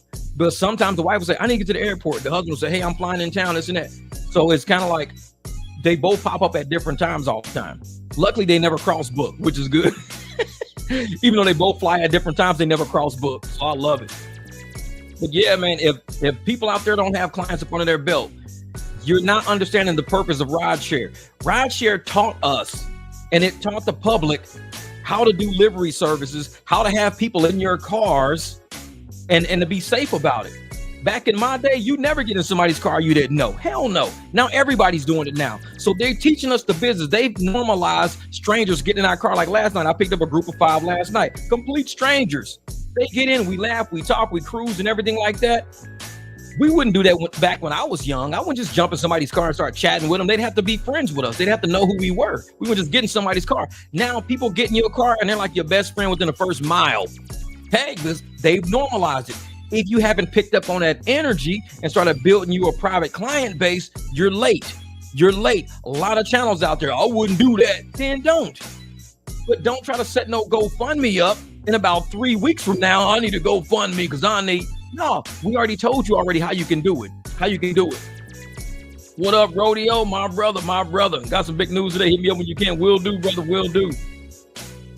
Oh, yeah, they taught us the business model. And now it's up to run with it. We've got to run with it.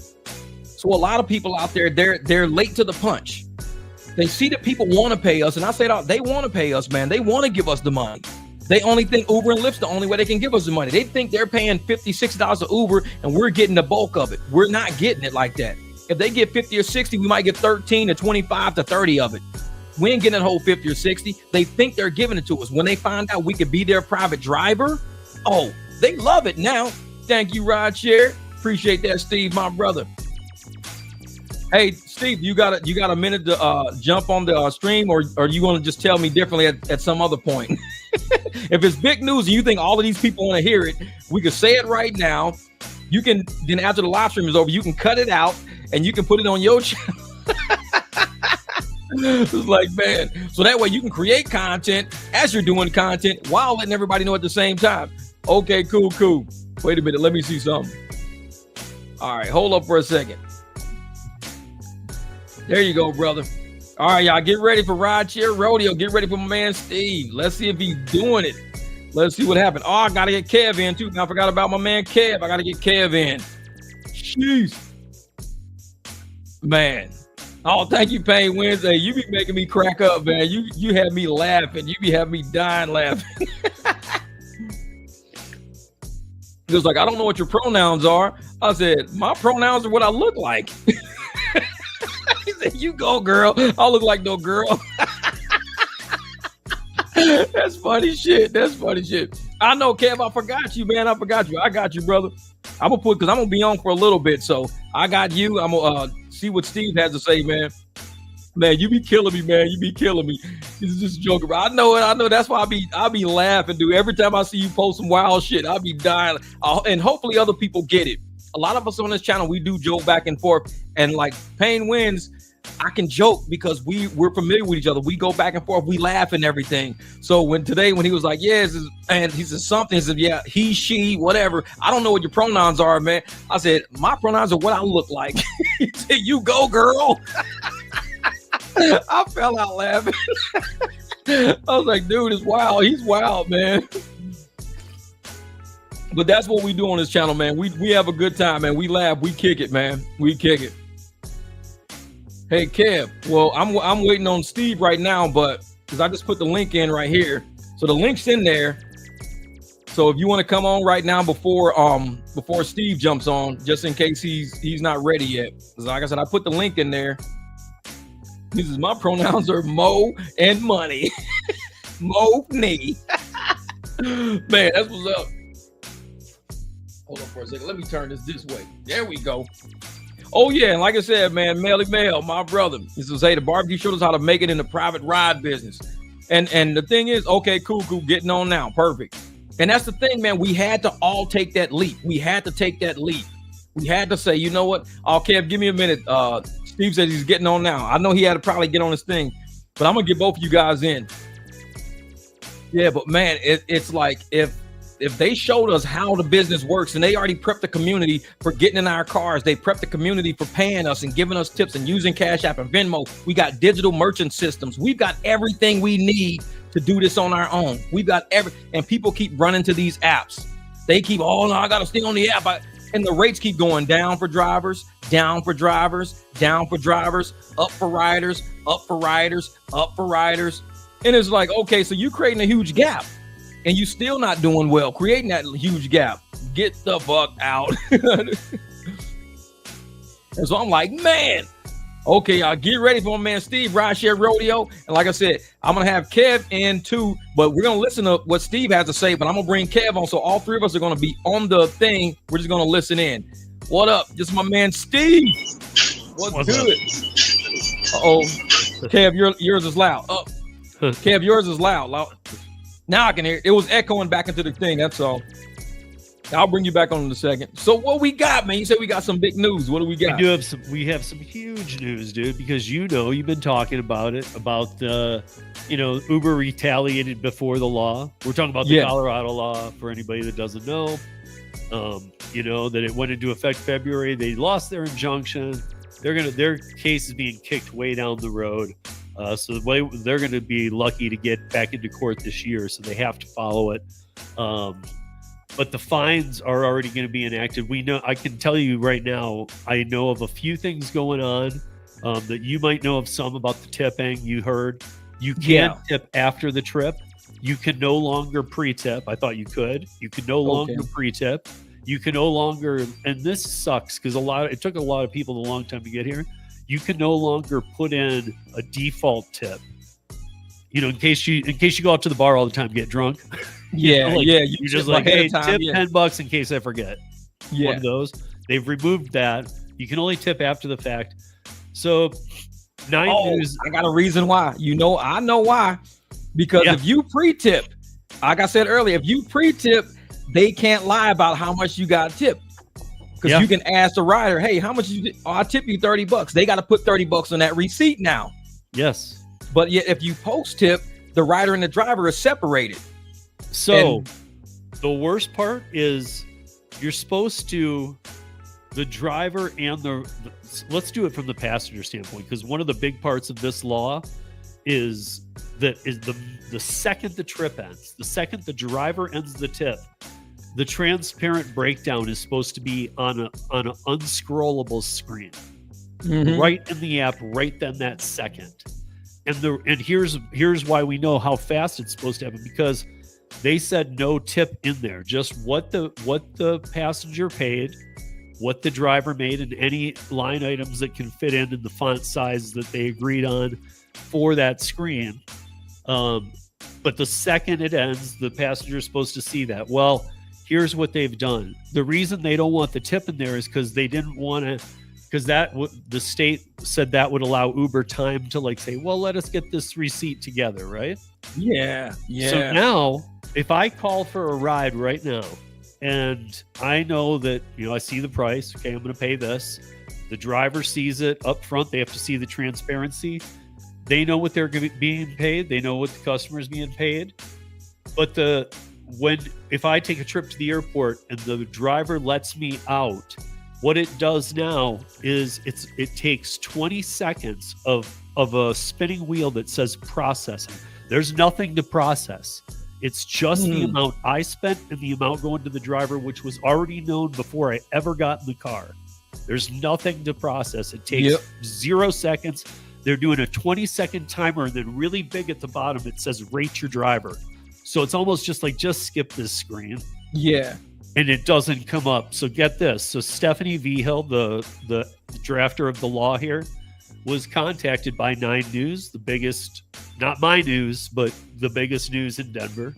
Yeah. Kyle Clark, one of the main anchors there, and even has a couple of his own shows, was asking Stephanie to come on because she wrote the bill and talk about what has happened since the bill.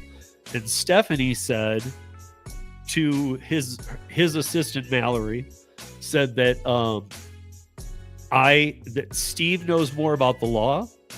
Steve knows more about the lawsuit that Uber filed and why the injunction didn't go through, and he can be fair about the pros and cons list from Uber and the drivers standpoint.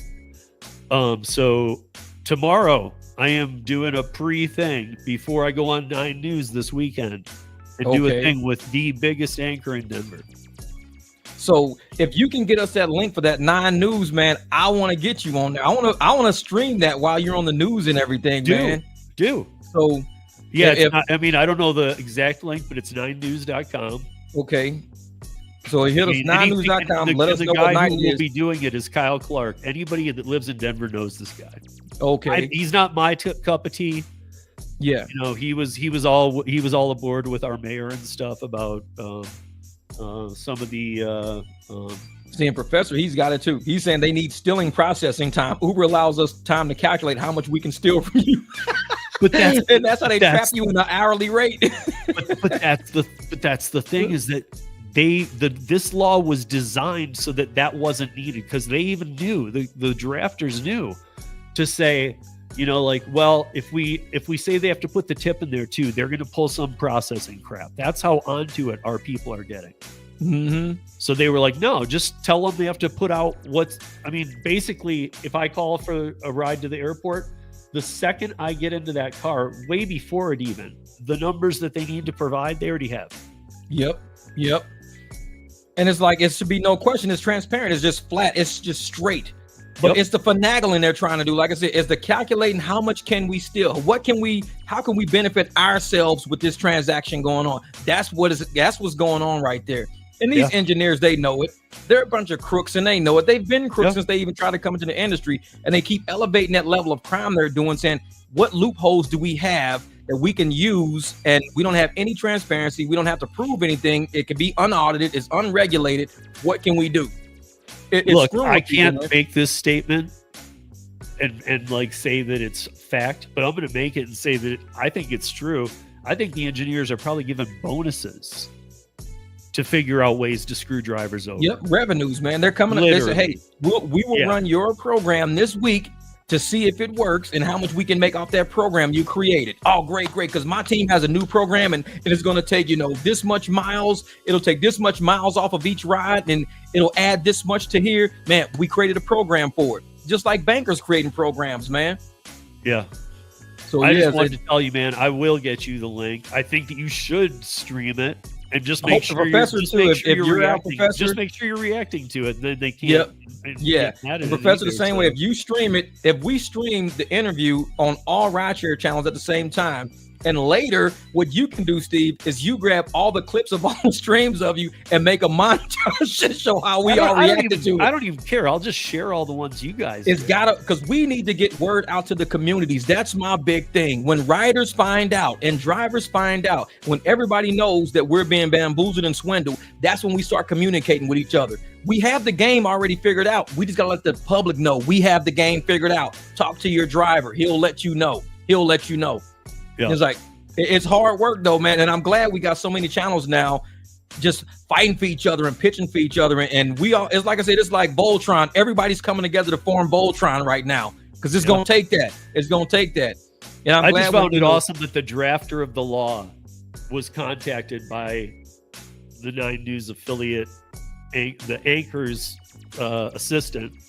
Mm-hmm. And she said, if you really want to know about the law I made, ask Steve. You're like, you drop your coffee. It's like, why you put me on the hot seat? Drop the coffee, like, oh. No, I mean, she knew I'm down for this. She knew I'm down. She knows I've known her a while. I'm in the fight. Because 2025, this is going to be a hard year of fighting, man. And I hope after your interview, Professor, he streams it, I'll stream it. Everybody brings you on our channel. We discuss it, we talk about it, and we just create that initial push, that frontline fight, man. We got a lot of people like you. We got, Sergio, we got Professor. Everybody's putting their faces on the front line. Uber and Lyft, they know who we are. These engineers know who we are. Yeah, dude, but we're frontline fighting for people, man. We're all running the risk of being deactivated and banned off of platforms, but we stay fighting. And I want drivers to realize that, and riders out there to realize that we are a bunch of frontline people putting our own livelihoods on the line to fight for justice in this system, man. We can all be deactivated for no reason right now just because they don't like us. Yeah. What do you say, Dara, if you're watching, we know your shenanigans. We sniffed you out in 2019, Dara. No place to hide, including those corrupt Uber engineers that perform your dirty work. Exactly. Your little minions. You got your little minions. I won't take any of that into the interview. I will only take fact-based stuff, but I will already say what they're scamming, how they're already playing the law. Mm-hmm. Because according to the law, every one of the people sending these screenshots and stuff already of what it's doing wrong, already, that's $1,000 each time. Damn. Per instance. Damn. So when they're talking about a $15 ride, That's $1,000 fine. So to the people saying, "Oh, that's nothing to Uber," it is. Oh, it'll add up if we all keep staying on top of it and fighting together. It'll add up over time. And investors are seeing this, and investors are like, "You guys are running some type of scheme, and we want to pull out of this scheme you guys are running." And that's when the house of cards starts crumbling down. And like I said, it's gonna take Voltron to do it, man. Every individual YouTuber out there can't do it alone. So we have to form Voltron. We've got to find ways to get this word out, like one huge just tidal wave of just like the word. And that's why I'm loving the February the 14th protest every year, making it annual, because it's a date we can all look for, we can bank on. I tell people, put a little bit of tip money in an envelope every once in a while, so when February the 14th comes around, you can afford to take that day off. If you get cash tips, put those cash tips in an envelope. Don't put them in your wallet. Go home, put them in an envelope, because February the 14th will come and we will stand. Because every driver out there knows if we don't stand together, we're falling for anything they throw at us, man. We're falling for all of this shit they're throwing at us. We gotta stand love it together. too, but I gotta say, because that's Professor that started all that stuff. I gotta say, why that day, man? I like to go out with my girl and drink on that day. I need a ride home, bro. Private rides. You got a private ride, man. I know private. You know some drivers out there just be like, "Hey, man, I'm trying to take my wife out. Hey, hit me up, man. Hit me up." Tony and I are like best friends, and even if he goes out, he doesn't drink. So yeah. Also, you're in Colorado too. Yeah. Oh, we got Jim from Denver. We got Time to Wake Up. We got you. We got Tony. So all four of you guys need to start, forming a team out there, man. Start forming a team, because get that private driver team going together. So when we're sending people to and from Denver back and forth, we know to contact one of you guys and just send you the information. If you can't take the ride, Tony can do it. If Tony can't do it, Time to Wait. This is what we do. I got people. We got Van right now here too. No tip, I sip. Yeah, exactly. We got Van lives like a mile from me. No. Dude, y'all need to form a team out there. We got to start sending our riders to y'all. Because, I got some of y'all information. We've got a big restaurant convention or a grocery store convention right now. And we got Colorado people here. Some of those people I'm taking in the group I took last night, I'm taking them to the airport Sunday. So if someone were flying back to Denver, I'd like to shoot you their information. You can text them and say, "Hey, Jeff sent me your information. You guys are flying back in from Denver." Send them a picture of you and a picture of your car. Say, "I also do private rides too." So, and they can text me, "Hey, Jeff, do you know some guy named Steve?" I'm like, "Yeah, he's a podcaster too." So this is how we take care of each other, man. This is how we take care of each other. Listen, I didn't mean to interrupt the stream. I just got the email, so I just wanted to come on and tell you. I'm glad you came on, brother. But definitely after this video, I want you to cut that part out and I want you to post it and on your channel, review it, let everybody see what's going on, man. Because like I said, you got some important information for us, brother. And like you mentioned, and you mentioned it a couple times before, that yes, we're always on the front line. I'm going to be very on the front line, because on the news, they're going to print my whole name. Yes. There ain't no. I can't say. Can you just call put rideshare rodeo? Put rideshare rodeo on it. No, we know that's my legal name. Oh, and trust me. Yeah, rideshare rodeo. That's my legal name. It's on my driver's license. Get pulled over. Oh, we stopped rideshare rodeo today. No, but the thing is, once your name's up there, it goes into an algorithm. So if Uber and anybody ever wants to see who's doing, your name is now in the algorithm, because it's now on digital now. All this stuff that's typed on screens, people don't realize they got, web crawlers that can pick up names on screens and everything. They know everybody involved with everything. So once your name hits the news, it's gonna be interesting. Yeah, you're in the matrix now. I'm gonna have to. Where's my matrix glasses? Hey, this is that's why I really hope you. As soon as I know when it is, again, if it were a set time, I'd tell you now. But as soon as I do, I hope you and Professor do stream it. I'll be like, hell, I'll talk to not only Sergio, I'll ask Carrie too if they'll stream it. Yeah, we need to get everybody to stream it, man. Because like I said, it's our front. It's our front for 2025. That's our front. So definitely give me the information, brother. Hey, everybody, This is Rideshare Rodeo. My man Steve. Not gonna say his last name. You'll see it on the news. Don't worry about it. He said, "Yeah, I know why. I'm screwed." Welcome to the Matrix. I'm gonna take one for the team, you guys. Though, but what? Uber's gonna afford me. I don't mean to be rude, but so what? I won't lose as much money anymore. Perfect. Exactly. Good. Kick me off. All right, brother. Hey, man, thank you for stopping through. I'm about to bring Kev on. We'll chat, though, brother. We'll definitely chat. Yes, sir. All right, chat with you later, my man. Yo, what's up, Kev? I got you on. Hey, the reason why your phone is reverbing back, I can hear the music coming back through the phone. Hold up. How's that sound now? Can you turn it a little lower? It sounds How's a lot that? better. A lot better. Yep, a lot better. I like to jam those, man. I love to jam it. Know it. You're just coming back through the earphones, and it's like it's playing back through the thing and everything. So yeah, Okay. man. Hey, shout out to Steve there, fellow Colorado guy. Oh yeah. More power to you going to an interview with Kyle Clark. That guy's an idiot sometimes. But anyway, that's my personal feelings. No, that's funny. Anyway, about the 550 that I made, 70 of it came from being honest. And by that, on Monday, it was an $80 fare, and person handed me the money right away when we got in the car, no problem. Dropped them off, went to go put the money in my wallet, and I noticed that he gave me $100. I was like, hey, so I was only like 2 minutes away from his house. I turned around and said, hey, the fare was only 80, and he only usually gives me 80. Yeah. So I was just like, hey, you gave me 22 mini. And he goes, I did? I said, yeah. He goes, and you came back? Yeah. He says, keep it for being honest. All right. That's what's up. Hell yeah. That's what I'm saying, man. So then today, same thing. I drove the wife down to Tucson on Sunday. She gave me $200 for a $160 ride. Well, today, the husband gave me 50 because he goes, the wife's going to pay you, but I'm going to give you 50. Okay. Well, the wife, when we get there, she gives me 200. I said, no, you only got to give me 150. She goes, no, 200. If he tipped you else, he can have. That's his deal. Thank you for being honest, though. And I was like, bam. Dang, that's what it is, man. Customer service. That's what it is, man. Yeah. And like I said, I don't have a black SUV. It's a nice gray Equinox. There you go. But it's the service. They, like I said, and it's word of mouth that is just killing me right now, as far as giving people rides. People are telling other people about me. They're not. I mean, teams. It's not just. That's why you need teams. Yep. Yeah. So if you go out there and you get teams out there, you have that extra, that security in saying, I'm going to set this ride up. And not only will I set this ride up for you, I'm going to also, if I can't make it, I'm going to have somebody who's just like me, if not better, and they're going to come do it. So it's like, yep, man. And we got and I'm hoping drivers out there, even without black SUVs and everything, realize what we got going on and what we're doing. And a lot of drivers are, I need a black SUV. I need this. No, you don't.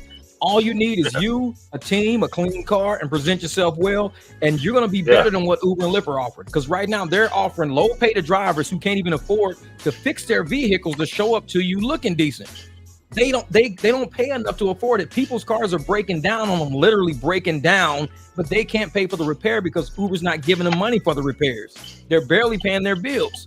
So it's going to come to it's going to be humans versus robots in the end. Private drivers versus Waymos and shit like that in the end. That's what it's going to come down to. It's going to be 100% Matrix. It's going to be us against the machines, because none of us are going to be driving on those apps because they're not paying enough to keep us on there. And they're doing that on purpose. They're doing it on purpose. So then I have one more thing. If you run one of them camera lights in Mesa, it can end up costing you $508. How do I know that? I did it. Damn, It was a $379 fine, and then $129 because if you run a red light, you have to do this traffic survival school, which to me is just like driver's ed all over again. And I was kind of pissed because this is the first ticket I've had in 40 years. I was just like, are you kidding me? Yeah, you should. They should let that go. They should let that go. Yeah. Now, but anyway, $508. Man, that hurts. That's money. That's money gone. Damn it. But yeah, and like I said, what they're doing to people in Colorado, that's a bunch of BS. And like I said, that interview he's going to do. That reporter is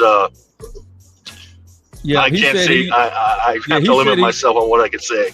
I know that's why he said, But I agree. Kyle Clark is not one of us, but he is the most watched news anchor in Denver. So that's what we're gonna do, man. Yeah. We get the most watched news anchor, and we all put him on our channel, and we make sure his word is gonna hit every channel. It needs to hit every channel. Riders need to know about it. Drivers need to know about it. And once people start seeing how the industry is shaping up, investors are gonna say, yeah, I think we put our money on the wrong people. We should have put our money on these drivers. We putting our money in Uber and Lyft. We're about to go down. And it's a Ponzi scheme, man. It's going to be happening. Thank you, Mark. I appreciate that, brother. I'm going to let you go, Jeff. I got to go get something to eat. All right, brother. Hey, thanks for coming through, Kev, man. Keep getting that money, brother. Keep getting it. Oh, hell yeah. All right. Oh, yeah. That's my man, Kev. Hey, appreciate you, Mark, man. I appreciate the super chat. What does he say? He says, hey, I couldn't believe I had a $4 ride, and the rider had a bunch of preferences I had to follow on UberX. UberX ain't paying no damn preference. I followed them anyway because it's just that's what I do. They're like, I like it quiet. I like, the AC turned on. I like my window halfway down. It's like, man, you're paying $4. Get out of here. Appreciate you, Mark. Thank you for the super chat, brother. That's what's up, man. That's what's up. Man, how much money from USA was Uber and Lyft and DoorDash getting? Oh, yeah. USA was probably over there doing something overseas with all that money, helping out there and everybody else. They were giving money to every country, man, and no telling who was even getting it. Who was even getting it? Man. Everybody get a $15 Happy Meal. Just kidding, kid. But yeah, on UberX, that's why I want to tell people the preferences do pop up. We even get them on Lyft. When those preferences pop up, I tell people as they're coming, because a lot of them got them set in their phones. They don't even realize they're set sometimes. They were like, oh, I forgot. Last time I took a Lyft was like, 6 months ago. I think I had that in there. And now it's like, well, it's still in there. It says, AC. Well, I'm like, it's wintertime right now. And it's saying AC. Oh, man, I need to go through and change it. Yeah, exactly. So you get in the car in the winter and it's like cold as hell outside and I crank the AC. You're going to be like, what you doing that for? Well, that was your preferences, man. A lot of people don't change them. But some people got some stupid preferences, man. It's like a list of 3 or 4 things. And they getting a short ride. I'm like, bro, you're gonna get like an 8-minute ride. By the time we even get there, half the shit can't even be done yet. I'm out of here, man. I'm out. He said, here's one of my preferences. Get the fuck out. My car. That's the I need to let drivers have preferences. What do you prefer your drivers? If you complain, get the fuck out. My car. This is your driver preferences. This is your rider preference. Like, shit, we'll be going at it. We'll be going at it all day. No, but I'm glad Rideshare Rodeo and the Professor came through, man. Like I said, people have to realize, man, this is going to be a fight. This is really going to be a fight against these apps. And I think investors, shareholders, everybody's knowing, what's happening. They all knowing what's happening. That's why you see the stock prices tanking right now. A lot of them are selling, thinking this is the most we're going to get out of this. But yet they're telling you, like, when the song dropping, I'm working on it, brother. But most of these, they're telling you, oh yeah, the stock price is gonna go up to $117. It's gonna go up to 103. I know it's in the 60s right now. It's gonna be 103. Oh, it's gonna be in the 90s. That's over a 30% growth jump, 30% stock jump. To go from $60 all the way up to 90, you're looking at what? Well, you're gonna have to have at least $30. Yeah, about 25 to 30% stock jump. I mean, it's dropping 7% a day, 5% a day, 3% a day. It's dropping. It's got to jump 30% the other way. That means your company's going to be worth 1/3 more than what it's worth now. So if your company is worth, let's say, $9 million, that means tomorrow your company is worth $12 million. How is it going to jump like that? How is it going to just jump all of a sudden, just like, okay, from 9 to 12? It's like, well, that's crazy. It jumped a third. It jumped a third of the price or whatever. It's hard to do, man. It's hard to do. Hard to do. Since cops are ticking massive oh yeah. Hey, and I want to show somebody that too. He's right. He's 100% right. The cops right now are pulling everybody over. Hold up for a second. Let me show you what I got this morning. Wait a minute. Where's that shit at? I got something. Oh, here it is. Bam. Yeah. My homegirl Jamie, she sent me this right here. This is what the cops are doing up at TPC. See that? That's a motorcycle cop pulling a black SUV over right there. So motorcycle cops are pulling over black SUVs like crazy. I haven't even been to Waste Management this year. I haven't even went up there yet. I haven't went up there because why am I going to go up there and try to make money? And I know these cops are looking at all these black trucks like, man, this is money. Any black truck is making bank. So we need to get money out of these black trucks. That's what I think they're doing. They're targeting black trucks right now. So I'm staying from up there, dude. I got private clients I got to take Saturday. That's the only, I'm in, I'm out. I'm not being up there. I'm downtown. I'm everywhere. Even Manny said, some people were, Manny, you said they were asking for directions. Black trucks were asking some cops this morning for directions. And as they were asking the cops for directions, the cops said, pull over. We're going to inspect your vehicles. Wait a minute. So you telling me I'm asking you for directions, like where do I go? And you use that as a chance, an opportunity to pull me over to inspect my vehicle? I'm on my way to pick somebody up. Now you're going to take 30, 40 minutes out of my day to inspect my vehicle? Man, forget that. Yeah, Manny said that this morning. Manny was standing right next to him. Manny was pulling through next to him. And Manny, man, hold it. Are you around, Manny? Are you around somewhere? Where are you at? Where are you at? Because if you out, I need to drop the link for you, Manny. Where are you at right now? Where are you at? Because this is crazy, man. Because you got to tell everybody about what's going on up there. Because a lot of people want to know about waste management because we've been really pumping waste management. We've really been promoting waste management. And now to find out that I'm scared to go up there right now. Okay, I'm gonna put the link in. Hey, if you can say I'm Scottsdale, I'm gonna put the link in. If you can get online real quick, because I want to ask you something about what's going on up there, man. Because like I said, I haven't been. Last year I started on Wednesday. I said I'm gonna start Wednesday, and I worked all the way till Sunday. This year it's Wednesday, and I'm scared to even go up there. All the shit I'm seeing coming through my phone, I'm like, man, they're preying on black SUVs right now. They're preying on black SUVs right now. Oh yeah, I almost went too, brother. I almost went this morning. And I was like, man, shh. Yeah, but man, if you can, man, let me know. Let me know. Because I've heard reports from you, Jamie, she's up there. Man, it's nothing. They know that a lot of money is being made this week. The city of Scottsdale know there's money being made. They know Uber and Lyft is making money hand over fist this week. They know that. And they like, how can we keep some of that money in Scottsdale? What can we do? Well, the black SUVs be making a ton of money. Let's start pulling over black SUVs. Let's see what we can do to get some money out of them. Because if they out here making money off of Uber and Lyft, they making money off of private rides, we should be making money off of them. It's like they're coming up under us saying we might not be doing rides, but we finna get bonuses out of everybody. Everybody this week finna get a waste management bonus. How? We're gonna give tickets to all the black SUVs. We're about to make money this week. That's what I think is going on up there, man. That's what I am not driving up there right now. I'm not going up there because I just keep hearing the horror stories, man.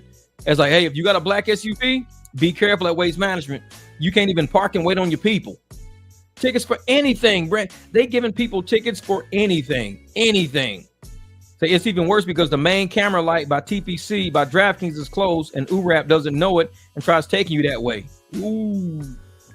Yeah, that's scary. That's scary. It's almost like a setup. It's almost like the Uber app knows to send you that way. And the police is like, we know this ain't on the Uber app. Because you know Uber already talked to Scottsdale already. So they talked to Scottsdale already. And they've got, man. So just have your ID, insurance, and vehicle for hire permits on hand. Yeah, I got mine on my window. Shit, they can get it. Tickets for breathing.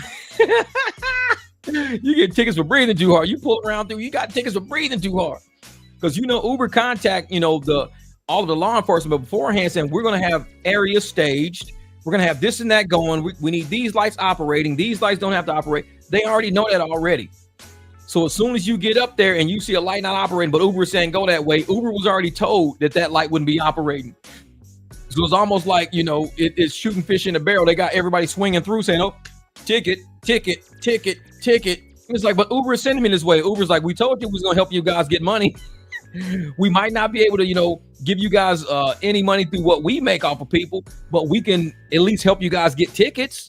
If that's how you want to make money off some of these black SUVs, we'll just, send them on the map and we'll shoot because they get construction stuff. Whenever I'm driving downtown and there's construction and games going on, Uber makes you go all the way down the street and all the way back. Reason? Because they know there's a game going on and they know all these streets are closed. Uber's not stupid.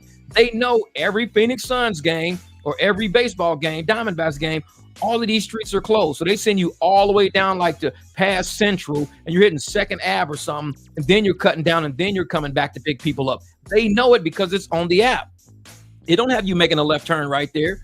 As soon as somebody on Jefferson pings you, it has you going all the way down Washington and all the way back down Jefferson. So you can't tell me Uber don't know that those lights and all that shit don't work. They know it. They know it. Say, how far is Waste Management from me? Probably about 20 miles. I would say it's about 20 miles from where I am. 20, 25. I would say 25. Let me see. 5573. Bam. Let's go here. Bam. Wait a minute. All right, we're gonna take this. I'm gonna put this address in right here. 55. Oh, they got a whole bunch of surge going on up there. Okay, it won't give me on that map. Let me try a different map. Let's see. Oh, come on now. I'm not trying to go online. They're trying to get me to go online. I won't touch it. Like, nope.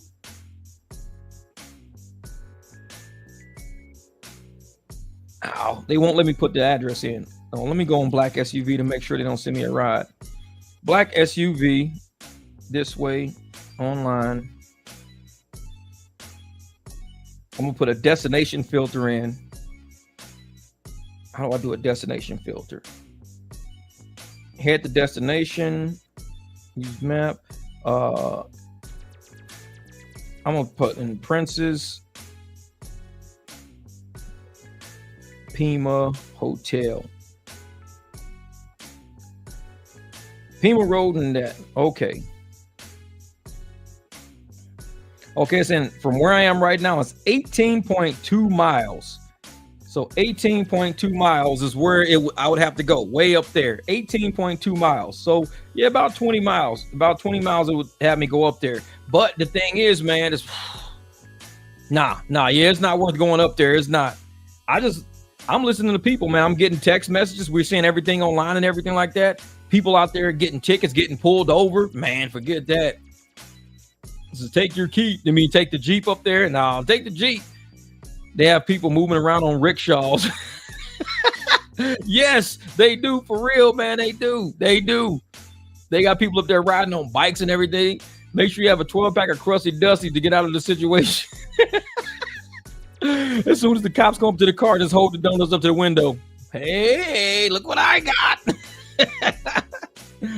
It's like, oh man, I was gonna give him a ticket till he popped out with those Crusty Dusties. Damn it. Set me up. Man, that's funny shit. Well, there we go. Now I got my music back. Hold up. Yeah, man, but it's been crazy, man. It's been crazy. And hopefully, people, like I said, it's Wednesday, and this is usually the day I start driving for Waste Management. So Wednesday all the way up through Sunday is going to be crazy. I'm ready to, like I said, I got up this morning, did my privates. I'm about to go outside, and I was in the Beamer. Gonna dust the truck off real quick, probably head downtown. I'm gonna go downtown Phoenix, sit down there for about maybe 2 hours, see if I can pluck out maybe 3-4 good rides. If I can make $75-$80 just from being down there for 2 hours, that's good, because all the rides are like short. They're $24 for like 2-3 miles. They're all short. And so if I could do that a few times, maybe drive a total of maybe an hour worth of driving, not even that, maybe drive 30-40 minutes worth of driving these little short rides. So if in 30-40 minutes I can make about $75-$80, then I'm good. I'll probably go hang out at Circle K, go give me some Crusty Dusty cookies or something like that. But yeah, it's gonna be nuts this week, man.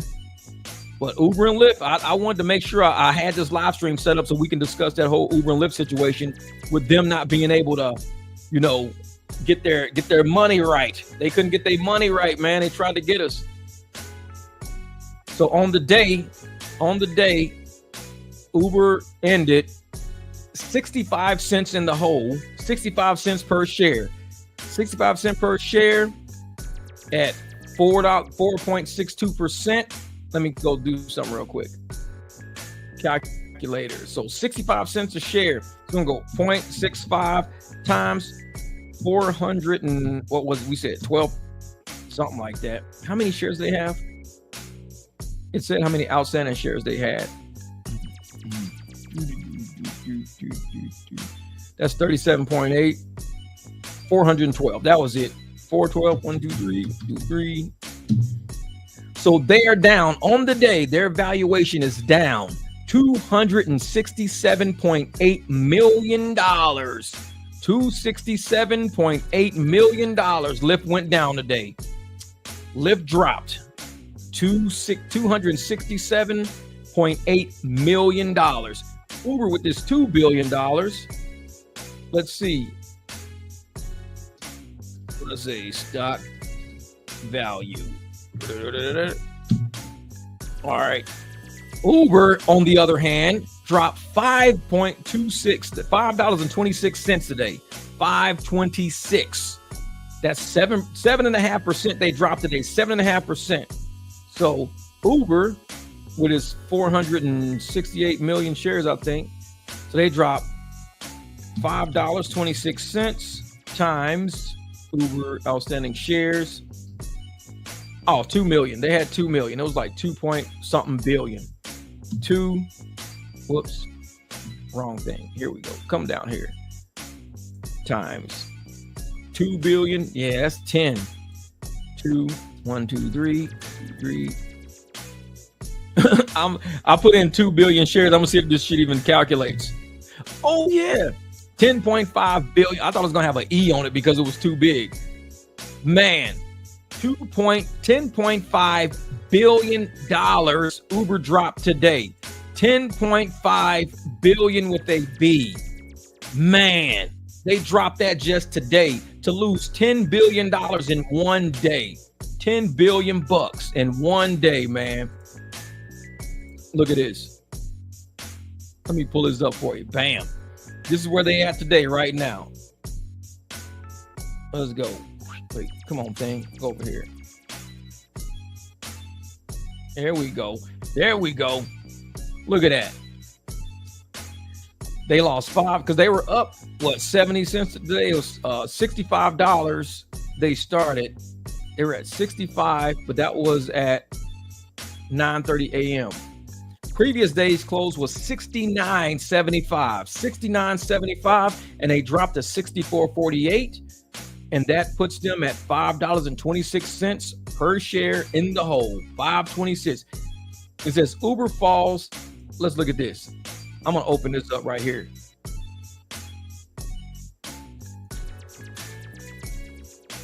Share this one instead. Bam. It says Uber shares fall on weak first quarter gross bookings guidance. Look at that. Uber shares fall on gross first quarter bookings. Man, why does it keep doing this shit? I hate when it does that. It keeps putting ads on everything. There we go. Uber shares fall on weak first quarter gross bookings. Wow. Wow. Wow. That's crazy.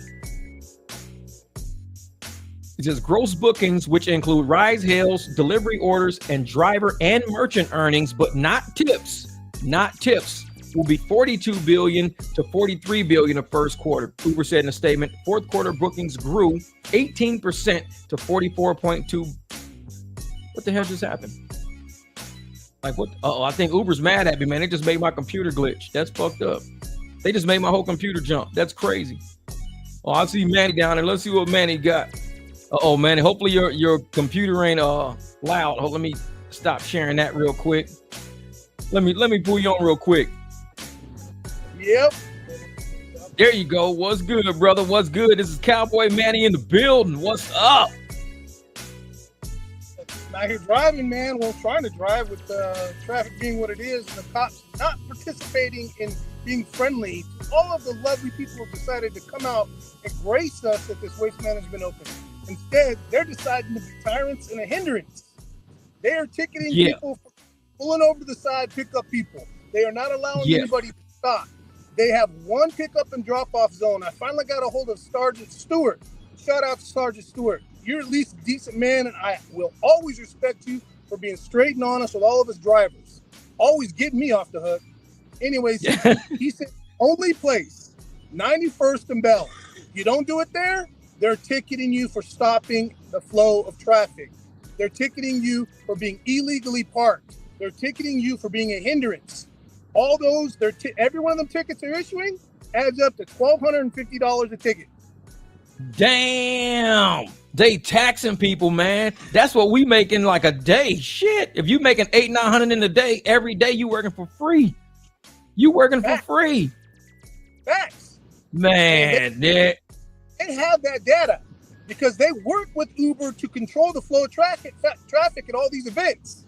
And we know that because they have a department. They have people at every one of these police departments in Glendale, in Scottsdale, in Phoenix. They have people specifically for flow of traffic. They have a number they can punch up and get flow of traffic changed. Streets closed. So they know what they're doing. This is a money grab. Plain and simple, and it's a damn game. Yep. And they trapping people like that, man. It's entrapment because they know they can put on your phone, as Uber can put, is traffic conditions or something, and you can give a thumbs up or a thumbs down and stuff like that in Uber and Lyft. If everybody was giving a thumbs down, Uber would not make drivers go that way. But they're not even asking for a thumbs down for that area. Nope. They're letting people go. They're letting people go to get trapped because they can just say, hey, is the traffic there? Thumbs up, thumbs down. Is it something there? Thumbs up, thumbs down. Just keep thumbs down on it, and they'll just give drivers a new route around it. Instead, they're just letting everybody go and be set up. Just raking in the dough, man. Raking in the dough. Wow.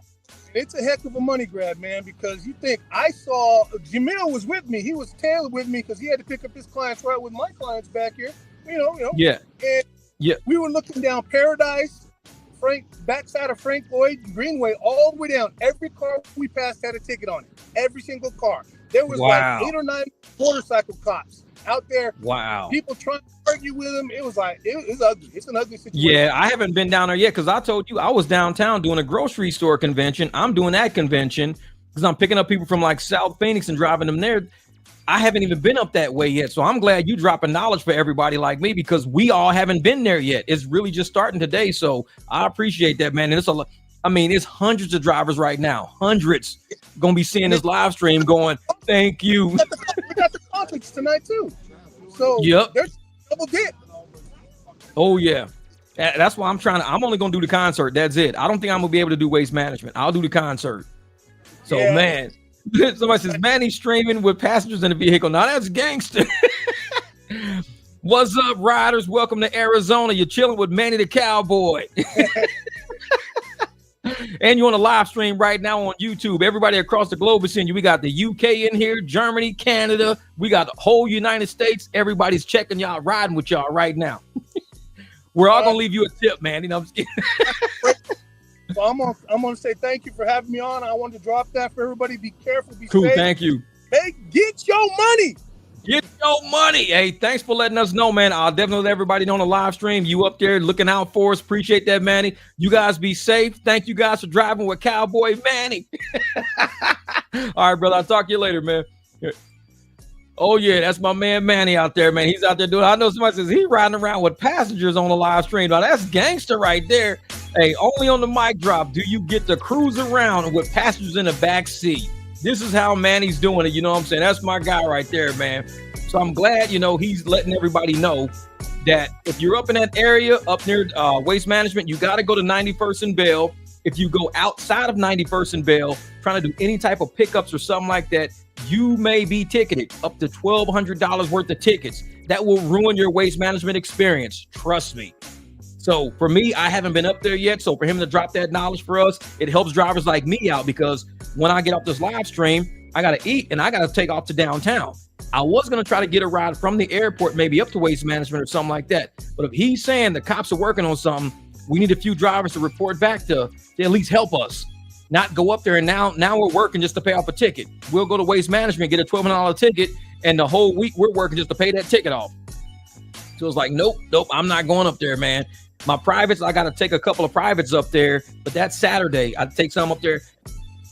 So tonight or today, I can go over and I can work downtown. Tonight when the concert starts, I can go up there later tonight because at Princess Pima, it's a little different. So I can go away from Waste Management up north a little bit to the concert because where they are, it's being strict. They're being real strict right now. So, man, I appreciate you, Manny. Thank you, my brother. Hopefully, Jamil and everybody's out there. You guys are being safe.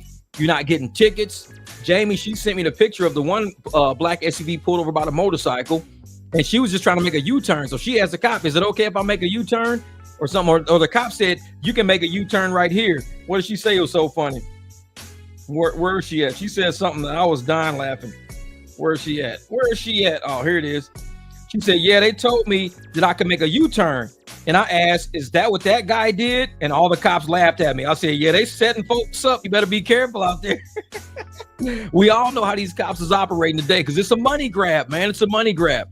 They know when Waste Management comes in town, people from all over the world are coming here, and we're doing our best with logistics to keep these people to and from events. We're keeping them safe, allow them to drink, allow them to have a great time, enjoy Arizona, enjoy everything we got, and we're just logistics.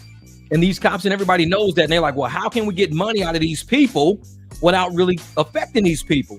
How can we get money out of the people of Waste Management without directly hitting them in the pockets? Hit their drivers. That's how you get the money. Just hit their drivers. That's how we can get the money from Waste Management. Uber and Lyft, they know they're paying these drivers. Uber and Lyft wants us to get money. So what do?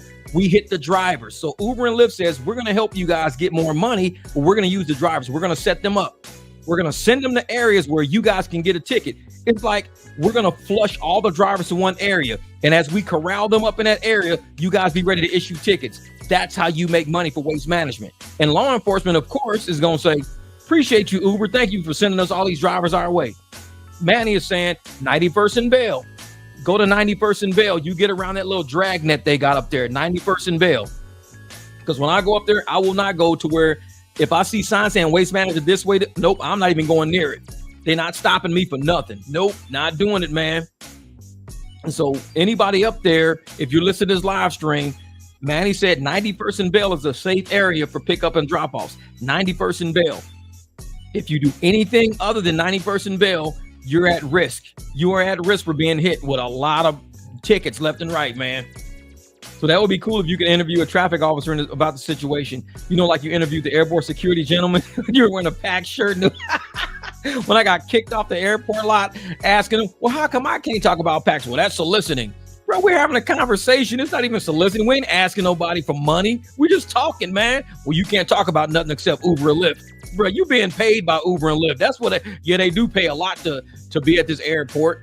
Yeah, but they pay a lot to be at this airport, but that don't mean we can't have First Amendment free speech rights to speak about other things in this world. You're telling us we can't speak about other things in this world because Uber and Lyft pays to be at the airport. So they're paying to shut us up. That's censorship, man. They're paying for the censorship of other. Nah, you can't do that. You can't do that. So yeah, that kind of took me right there. But hopefully, like I said, we can actually get Manny or whatever, get somebody to actually talk to an officer on video, maybe even on video, get the video, clip it, put it on the channel, let everybody know what's really going out there, man. Because it's people out there, man, they have no idea. They're like, ooh, Waste Management, I'm finna go get some money. People from out of town, California, people from Colorado, everybody's coming out here working. They're gonna go right into that net. Pull in, cops gonna be like, with the motorcycles, pull over right here. You got this, you got that, you got this, you're picking up, yep, okay. Here's a $1,200 ticket. You should have been over there. Man. Like, man. So your fonts were not right. Exactly. Your fonts were on backwards. What are you doing? That's big lettering on your car. You got an Uber light in the front. You got a Lyft light in the back.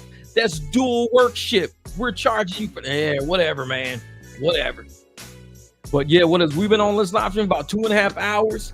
It's Waste Management. I just had to make sure I could share a moment with you guys. I do got to get out. I do got to get downtown and start doing some rides because I got to make some money like everybody else. This is what we do around here. Appreciate you guys for all the super chats today. Thank you so much for helping, add a little more value to this time. A lot of valuable information on here. Steve came on here. We had the professor here. Bighorn Kev was here. Manny was here. Man, we got to do this again. So hopefully, once I stop this live stream, it'll render, and I think Steve can probably get a copy of it, take what he did, throw it on his channel, and we can all be ready for when he's on the Denver News coming up pretty soon. When he's on Denver News, hopefully we all stream it. We all stream it live, and we actually, have something to input about it, have something to say about it. I think it's going to be a great interview. He's a great voice for the community. You can subscribe, Rideshare Rodeo. That's his channel, Rideshare Rodeo. He does a 13 all the time. A 13 is where he gives you 13 minutes of things that's going on in the gig economy, whether it's rideshare, delivery, whatever. He gives you 13 minutes. It's easy to listen to. I listen to 2 of them in a row sometimes while I'm cooking. I'll just sit there and hit it and just walk off, and I'll listen to 13 minutes of Steve break down the gig economy. Love it, man. Love it. Thank you, Greg. I appreciate that. Oh yeah, a lot of super chats today, man. I appreciate that, man. It's like I said, we could all be out working and making money, but I knock my time off. People are out making money, driving $150, $200 rides. Kev coming back from Tucson, and I'm like, let me at least talk to the community. Let's get fired up about this money. Let's keep in unison. I'll take some time out of my day to make sure, and you guys are making it right, saying, you know what? We're going to help you out, brother. We know how it is. We're going to help support the channel, support the content, support your time of you taking out just to be here with us. And for that, I'm grateful and I'm very appreciative, because a lot of channels don't have that support like that. The 300 is a very supportive group, man. Very supportive group. 300, we're showing people exactly how to do it. Look at some of the other channels. We were the first doing a lot of things that you see going on. This channel was the first. We were small. We've always been the smallest channel. We've had the loudest mouth. We've been trying to help people get money. We've not been trying to talk other drivers down, but talk people up to saying, raise your bar a little bit. Because if you keep lowering your bar, you keep having that race to the bottom. That's the kind of driver the apps are looking for. Anybody willing to race to the bottom. The 300 has always been lift yourself up a little bit, hold your chin up a little higher, take some pride in yourself. That's what the 300 has always been about. One of the smallest channels out there, man. Thank you, Greg. I appreciate that, brother. I appreciate that. Thank you. And you too, Darius, man. Much love, brother. Much love, man. Thank you for the super chat today, too. And that's what it is, man. We're one of those channels that we're very unorthodox. You see a lot of creators, a lot of hosts out there are so focused on themselves, they lose, sight of the forest for the trees. This channel has always been focused on driver empowerment, small business empowerment, community empowerment, making sure we get all this money back to where we started, recirculating our money in our own communities. We have always been about that, saving money by not blowing it on other shit. We've been about that over here. So I appreciate y'all rocking with the 300, man. This channel was small, started out with 8 subscribers, 100 subscribers, 200. We almost at 13,000 now. And for me to be a rideshare channel with almost 13,000, and all we do is rideshare. And I'm a very small creator, and we are very unorthodox. We don't talk about how to use the apps better. We say how to use them as a tool when you need to use them as a tool. But to use you, yourself, your car, your customer service to go out into the community and make the money you deserve. A very unorthodox channel. So I appreciate y'all rocking with us when everybody else said the chips was down. Nobody would rock with us. Nobody wanted us to do private rides. Everybody's talking down on us. And now our message is spreading. Uber and Lyft stock taking a hit. Investors are realizing that money ain't real money. Something's going on, something shady. We want to see transparency. Uber's backing off of everything. They don't have no comment about $400 million worth of settlement reserve. They're like, well, what are you settling? There's a lot of shady shit going on.